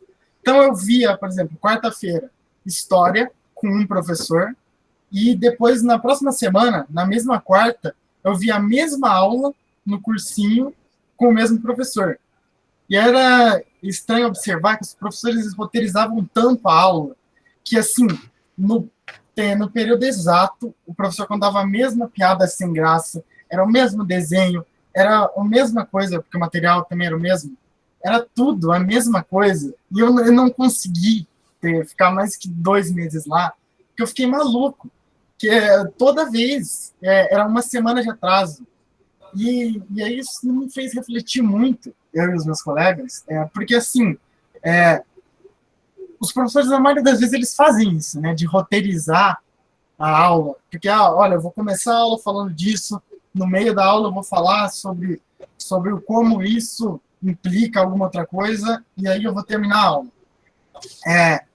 E eu pensei assim, poxa, eu posso acabar caindo da mesma coisa, e eu vi o quão horrível é fazer isso, porque você não inova, sabe? O professor tem 50 anos de sala de aula, ele está 50 anos dando a mesma aula. Entendeu? Alunos dos outros anos que já tinham se formado, eu perguntava, a aula dele é assim?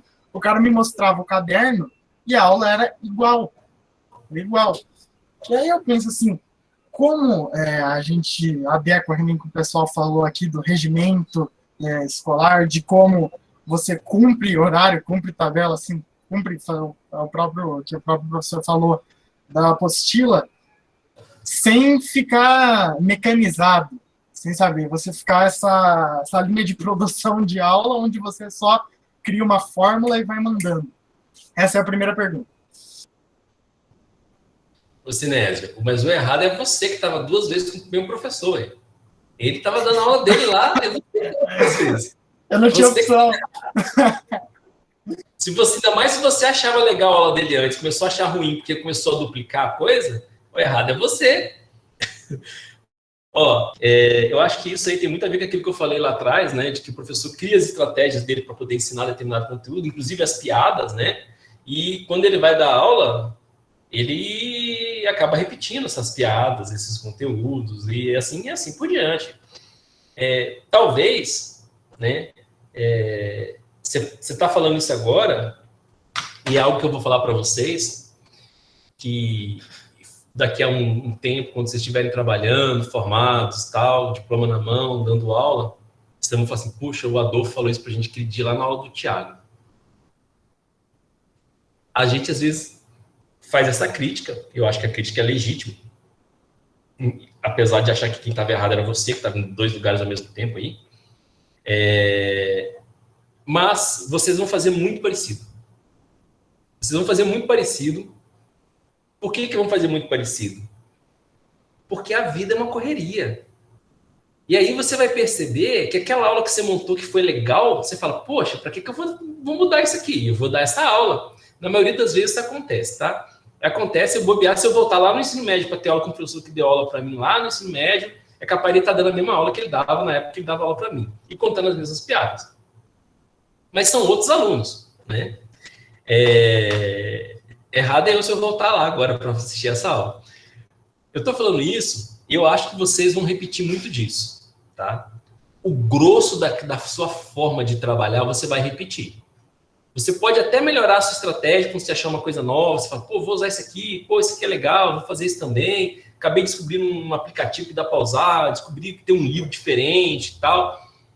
Você fala, bom, eu vou mudar alguma coisa aqui. Pode ser que você mude, mas aquela estratégia que funcionou, eu duvido você parar de usar. Aquela que você... Nossa, quando você viu o brilho nos olhos do seu aluno, que ele entendeu aquilo que você ensinou, daquele jeito, você fala, pô, vou fazer de novo, eu quero ver aquele brilho de novo nos olhos dele. E é isso que eu tô falando. Talvez esse cara não faz isso por maldade. Ele usa essa estratégia porque ele sabe que nessa estratégia você aprende aquilo que ele quer que você aprenda. E é difícil julgar. Eu falo, você pode até julgar, mas corre o risco daqui a uns anos você está fazendo a mesma coisa. E demorar para perceber que está fazendo a mesma coisa. Porque você fez uma vez, funcionou, aí você vai, fez outra coisa, não funcionou, aí você volta para aquela que funcionou, faz de novo, fala, pô, funcionou de novo. Aí no outro ano você faz o quê? Você faz de novo. complicado. É justamente por isso que eu falei, eu não queria cair nisso, porque assim, eram vários professores que faziam isso, e eu ficava maluco, eu e os meus amigos. Mas, Cinelli, se você tem uma boa formação, se as suas estratégias são estratégias interessantes, né, pode ser que você se torne uma pessoa se aposentando como professor Bresca e que dê uma aula maravilhosa e dê a mesma aula. Pode dar a mesma aula, mas ela é maravilhosa, ela é boa. Aí o errado é o aluno que vai assistir 2 vezes, né? Mas eu não me canso de abrir o YouTube de vez em quando e assistir as aulas do Bresca. Eu assisto de vez em quando. Quando dá um tempinho assim, eu abro lá, assisto as aulas dele. Por quê? Porque é muita bagagem, como o professor Tiago falou. É muita bagagem ali falando com você, usando aquela estratégia que ele usou comigo, inclusive na aula, quando ele deu o curso para mim. Tem coisas que ele usava igualzinho quando eu fiz o curso com ele. Ele tá lá e faz experimento de novo. Não vejo problema nisso. Eu não vejo. Eu acho que ele viu que funciona, o aluno aprendeu. E talvez aquele experimento que ele está fazendo ali é um clássico para explicar aquilo, e ele gosta de usar aquele clássico porque aquilo funciona. Não tem problema, não. A gente tem que deixar um pouco de achar que só o que é novo que é bom, sabe? Isso é uma grande besteira. Tem muita coisa que funciona e que não está relacionada à novidade. Coisa velha que funciona. Né? Então, por exemplo, uma boa aula com giz funciona. Uma boa aula, uma lousa bem organizada, funciona. Ajuda o seu aluno a entender o que está acontecendo. Às vezes, eu prefiro uma aula contextualizada com vídeo, com simulação. Eu prefiro. Pode ser que seja mais legal, o aluno ache mais legal? Pode ser que sim. Mas o aluno vai ter aluno que vai ter professor que usa só o giz e ele vai adorar. E o professor é bom. E vocês vão ter professores assim, vocês vão adorar. E vão ter professor que tenta usar um monte de coisa, vocês não vão gostar tanto da aula dele. Vocês vão ver. Então, é difícil julgar essas coisas. E agora, professor, fazendo o advogado do diabo, né? Um método que eu sempre gostei de ensinar as coisas para os professores, não, para os alunos, que justamente é repetitivo, mas que eu acho que é muito interessante, é usar analogias para basicamente tudo. Porque, pelo menos o que eu vejo como um dos principais motivos do desinteresse que a maioria dos alunos de ensino médio, por exemplo, tem por física, matemática, química, é que o ensino delas é muito conservador, entre aspas. Assim, é só atacar a maioria das escolas, que nem você até falou, que nem escolas são, tipo, ataca a fórmula lá, o cara faz exercício e a escola fez o trabalho dela muito entre aspas. Só que a pessoa não entende aquilo. Ela sabe fazer o exercício porque ela tem a fórmula, ela tem, olha, eu vou substituir isso daqui e vai dar o resultado, vou ganhar o meu ponto.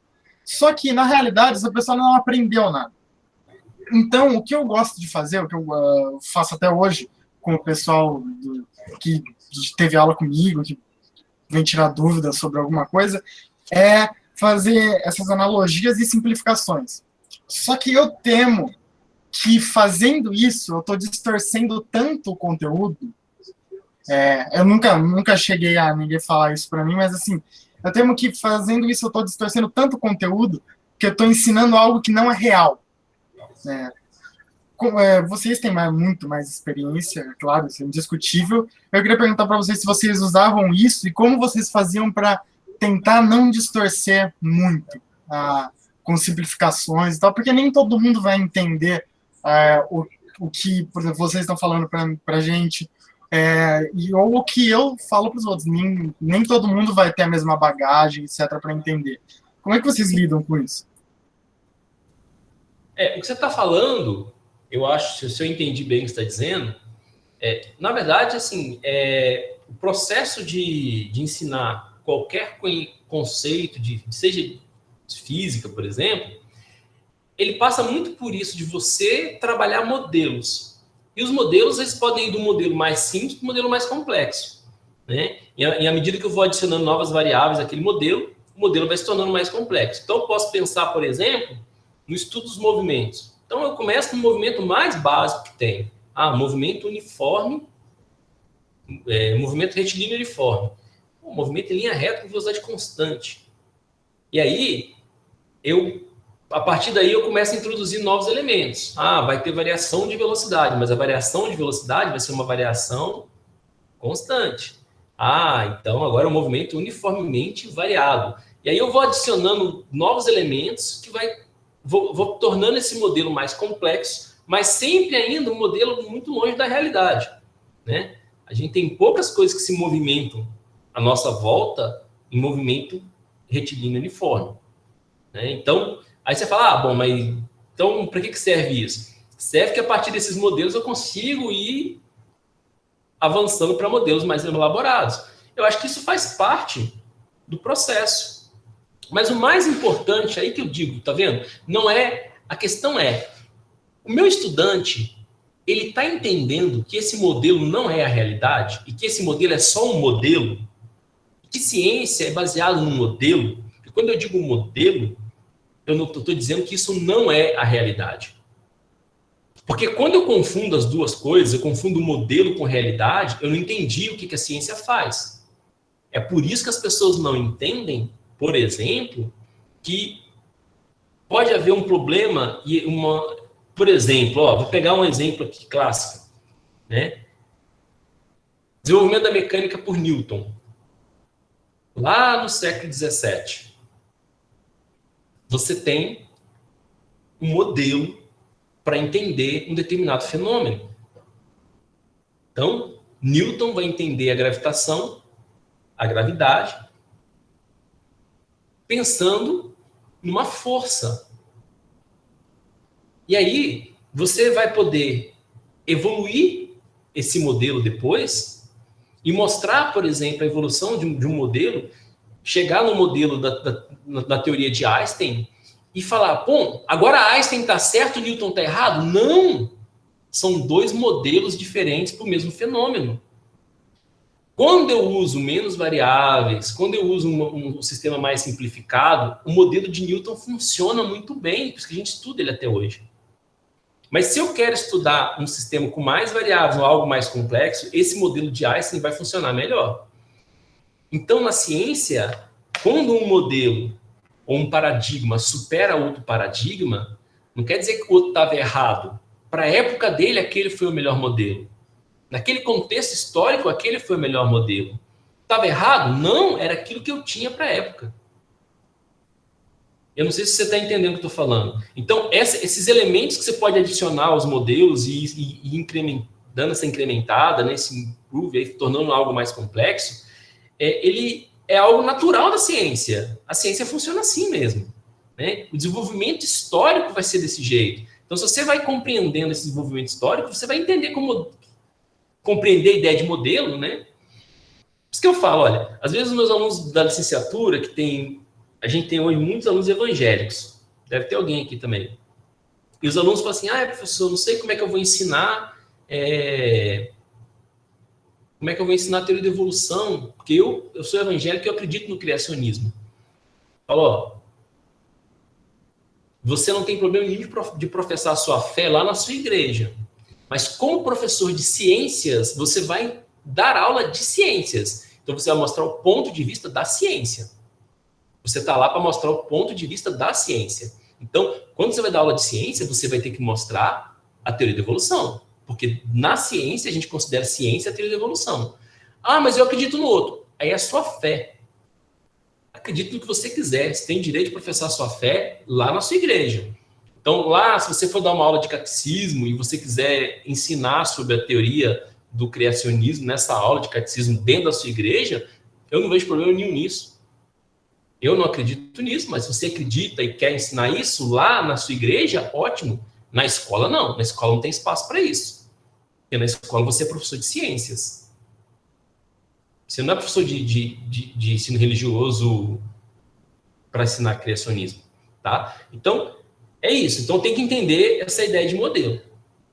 Talvez seja isso. Não sei se você falou, se eu respondi. Era mais sobre a forma como essas simplificações, você falou pelas diferentes categorias de movimentos, você explicou isso. Sim. A gente aprende rapidinho na física, vocês vão aprender isso muito rápido, o quão na física pode ser tão complexo como você queira. Né? Então, quando vocês forem estudar alguns modelos aí com o professor Thiago, ele vai chegar e vai mostrar, ó, até aqui dá para fazer assim. Se eu começar a introduzir coisas aqui, isso fica gigantesco, daqui a pouco a gente não consegue tomar conta disso mais. Então, dependendo do que você está estudando, não dá mais para simplificar, né? Então, tem coisas que vão ficando cada vez mais complexas, e é assim que funciona mesmo.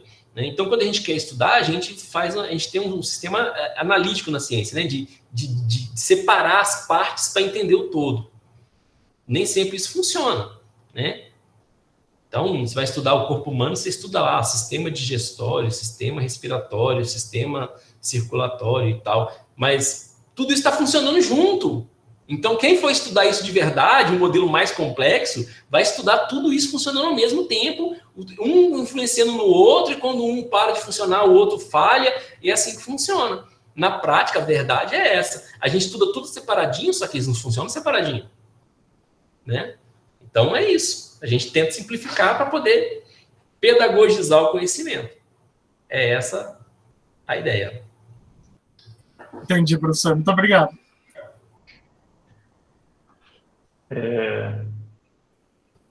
Bom, talvez só dar um exemplo, Sinésio. Eu tenho uma filha de 5 anos de idade, né?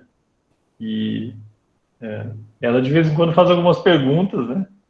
E aí, como é que você explica algumas das coisas? Né? Outro dia perguntou por que o céu é azul. Como é que eu vou explicar para ela que tem a ver com as moléculas de oxigênio que vibram, e na hora que irradiam, na verdade, elas irradiam mais intensamente na direção perpendicular. É por isso que de manhã o céu é mais azul do que ao meio-dia. Então, então você tem que simplificar um pouco, né? E aí, no final, você simplifica até o nível, acho que talvez assim, a minha opinião, você simplifica até o nível do seu ouvinte, né? Você tenta sempre puxar um pouquinho para cima, né? Você simplifica e vem crescendo. Simplifica e vem crescendo, né? Você tem que ter essa elasticidade, ela acontece no dia a dia, né? Até quando eu vou ler qualquer coisa, né? Eu vou ler uma coisa e falo, nossa, mas isso aqui não estou entendendo nada. Aí você volta, lê de novo para tentar ter uma noção um pouco mais simplificada e vem crescendo, né? Acho que é natural isso, né? Talvez o seu incômodo é se você vai infantilizar o conhecimento. Eu acho que isso, concordo de novo com o Adolfo, é um pouco do dia a dia da vivência, né? Você tem dias que eu olho minha aula e falo, pelo amor de Deus, né? Eu errei a mão, fui muito para trás, né? Tem horas que você fala, eu errei demais, eu fui muito para frente. Então, eu acho que essa elasticidade precisa acontecer no professor. Acho que tem que haver. Essa é, pela minha visão sobre esse assunto. Eu acho. Adolfo quer complementar. Quando está no início da docência, eu acho que muitos de vocês vão passar por isso, né? Eu passei por isso, talvez o Thiago tenha passado por isso também.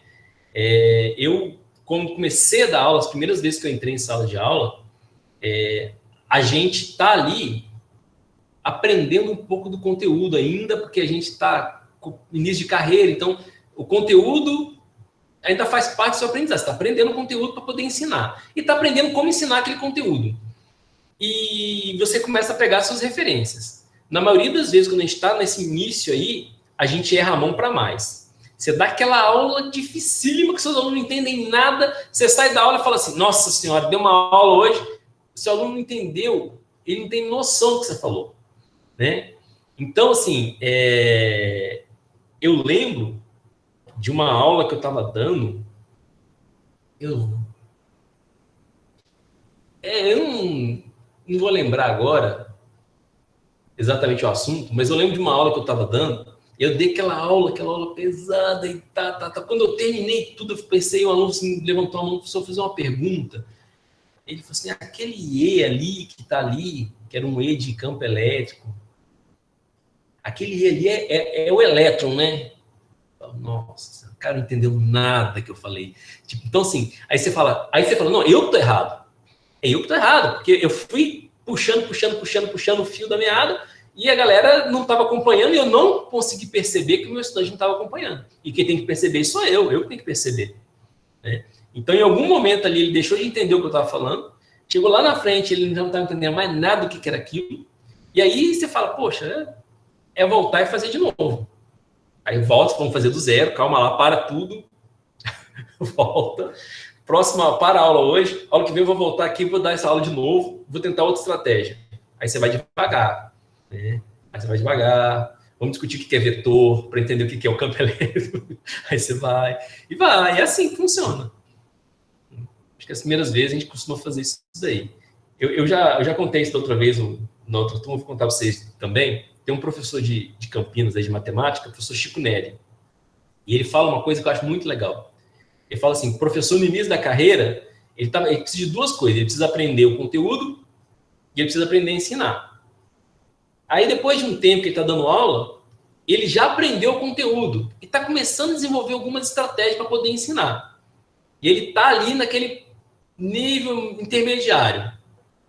Aí, depois de um tempo em que ele já sabe o conteúdo e já sabe ensinar, aí ele chega no ponto máximo do professor, que tem a ver com a pergunta que alguém me fez aqui hoje, que eu acho que foi a mocinha que fez a primeira pergunta lá, Giovana. Aí o professor chega num ponto em que ele vai conseguir saber o que é importante o aluno dele aprender. Ou seja, é aquele momento em que ele não está mais preocupado com a quantidade de conteúdo que ele vai ensinar, mas o que o meu aluno precisa aprender? Quando o professor consegue chegar nesse nível em que ele sabe ensinar, em que ele sabe o conteúdo e ele sabe o que o aluno dele precisa aprender, esse professor é o professor bem formado. E muitas vezes o professor já está lá no final da carreira para chegar nesse nível aí. Demora. Tá? Por isso que não pode julgar o Sinésio, o professor mais velho. Tá. Beleza. Valeu, Thiago. Valeu. O Marco Antônio também colocou aqui uma pergunta aqui. Marco, você quer fazer ao vivo ou tá sem o seu microfone? Tá bom. A pergunta dele é se vale a pena dar aula em escola pública, tanto na parte de limitação de sair fora do cronograma, quanto os recursos disponíveis. Todo o meu ensino se desenvolveu em uma instituição pública, e a minha opinião foi um ensino muito ruim. E só uma curiosidade, você já teve experiência de dar aula em alguma escola pública? Eu dou. O Instituto Federal é público, é federal, uma instituição pública federal. Né? Eu trabalho aqui já faz 6 anos que eu estou aqui. Eu vou falar assim, eu fui um privilegiado. E vocês, a maioria de vocês que estão aí, estudando na Unicamp, serão privilegiados. Vocês estão numa grande universidade, vão ter uma formação, e por serem privilegiados, vocês vão sair daí e vão poder dar aula em boas escolas, né? Ter um salário razoável, tudo. Essa não é a realidade de todo professor de física no Brasil, né? Muita gente tem que dar aula em situações bem precárias. Mas olha, eu vou falar uma coisa para vocês. A gente está passando por uma situação tão ruim no Brasil hoje, que é tanta coisa precária, que isso daí para mim já está assim... Não, beleza. Isso daí para mim já está assim, já está chovendo no molhado já, sabe? Então, eu vou falar uma coisa. Eu acho que vale muito a pena dar aula em escola pública, sim. Infelizmente, na média, as escolas públicas estão um ambiente ruim de trabalhar, mas a gente precisa mudar isso, galera. Se a gente desistir das escolas públicas também, o país vai acabar. Então, assim, eu acho que professores que têm boa formação, como vocês, que vão estudar numa boa universidade, precisam voltar e dar uma aula alguns anos na escola pública, pelo menos. Sabe? Eu acho um excelente aprendizado. O início de você geralmente é na escola pública, a maioria dos professores começa na escola pública. Então, precisa dar essa chance e a gente precisa mudar essa história. Né? A gente não pode deixar a escola pública se perder como está perdendo, né? Eu tenho ficado muito triste em falar das questões políticas que assolam a gente, né? Me deixa muito mal, fico até depressivo com essas histórias, e olhar para a situação do ensino difícil no Brasil me deixa muito, muito triste, porque até alguns anos atrás a situação não era boa, nunca foi boa, mas era bem melhor do que a gente vê hoje, tá? Hoje houve uma redução drástica da carga horária de ciências para os alunos, redução drástica. As disciplinas estão privilegiando as disciplinas que têm mais oferta de professor no mercado, por uma questão estratégica, simplesmente de ocupar os horários das aulas ali, né? Sem se preocupar com o currículo, pensar no currículo de forma ampla, multicultural, um currículo que vá ajudar a pessoa a ser um cidadão melhor e se conseguir tomar decisões na sociedade, né, decisões fundamentadas depois. A gente não está preocupado com isso, infelizmente. Eu falo a gente em setor poder público, né? E aí a gente tem parcela de culpa nisso, né? A gente vota, a gente escolhe as pessoas, então a gente tem que ver, isso aí a gente tem que fazer, é a gente que faz. O Brasil somos nós. Então a gente tem que mudar o país, e a gente tem que fazer. Cada um fazendo um pouquinho, talvez ajude a mudar. É triste, mas é isso que a gente tem hoje aí. Infelizmente. Eu nunca vou falar para você, Marcos, que não dê aula em escola pública. Eu nem posso fazer isso. Eu acho que você tem que mudar essa história aí. Infelizmente, você tem um professor ruim, talvez você vai ser o bom professor que vai estar lá. Quem sabe, né? Até porque 70% das pessoas estão na escola pública, né? Só lembrar isso, né? O número é mais, né? Mais de 75% dos alunos estão na escola pública. Então, na verdade, tem mais gente na escola pública que na escola privada, né? A gente acaba, às vezes, esquecendo um pouco sobre isso. Em Minas, e estudei numa escola excelente. Professor de matemática, de física, de biologia, excelentes professores que eu tive. O meu professor de biologia, ele era aposentado da Federal de Juiz de Fora. Então, o cara com não sei quantos pós-doutorado, o cara dava aula de biologia pra gente lá, aposentado, dava aula na escola pública. O cara aposentou e foi dar aula na escola pública. Olha que legal. E um professor aposentado de uma grande universidade, e eu tive aula com esse cara, o professor Carrara, já faleceu já. E fez toda a diferença para mim. Talvez seja a hora, né, as pessoas têm que fazer essa escolha. Quando eu vim aqui para o Paraná, eu vim porque eu tinha a oportunidade de trabalhar numa escola pública. Claro, é de qualidade, né, ótimo, né, é diferente, né, tem um bom salário, sim, não vou falar que não, tem, né, a nossa carreira é a mesma carreira de qualquer universidade federal, aliás, com algumas vantagens. Então, qualquer professor de universidade federal tem um salário igual ao nosso, a gente tem um salário igual ao deles, só que a nossa carreira, a progressão é mais rápida ainda do que a do professor na Universidade Federal. Então, os institutos federais, eu acho que vem para dar um acalento nisso aí. É uma escola pública, de qualidade, com professores bem formados, que recebem um bom salário, com uma estrutura fantástica. É isso que a gente tem que brigar, que a escola pública seja isso, né? Vamos lá. É uma luta. Ok. Vamos lá ver se tem mais alguma pergunta. Acho que a gente vem chegando já são 9h02 já. A gente teve bastante discussão interessante hoje, né? Acho que uma visão bem interessante que o Adolfo trouxe para a gente. Uma discussão boa, gostosa de fazer, né? Então, acho que agradeço muito ao professor Adolfo, sempre trazendo uma visão bem crítica sobre o assunto. Acho muito bom isso, uma visão que cutuca a gente com vara curta, né, e faz a gente se perguntar toda vez se a gente está fazendo a coisa certa ou não. Então, agradeço mais uma vez, muito obrigado pela palestra, muito obrigado por ter aceitado novamente vir. É sempre uma honra tê-lo aqui. Muito obrigado. Eu que agradeço, pode chamar que eu venho, eu adoro fazer isso. Falar de ensino de ciência, ensino de física, para mim é muito legal. E obrigado aí, galera, por me ouvir. E desejo que vocês tenham um curso fantástico, que voltem logo para o Unicamp, que possam usar e ocupar esse espaço, né? Moradia é um espaço fantástico, tem que conhecer lá. Então, muito obrigado, agradeço aí. E obrigado, Thiago, por me convidar. Pode chamar outras vezes, que a gente volta. Eu adoro fazer esse bate-papo aqui. Legal. Ok. Obrigado, pessoal. Boa noite. Boa noite a todos e a todas. Até semana que vem. Tá bom? Até mais. Tchau, tchau.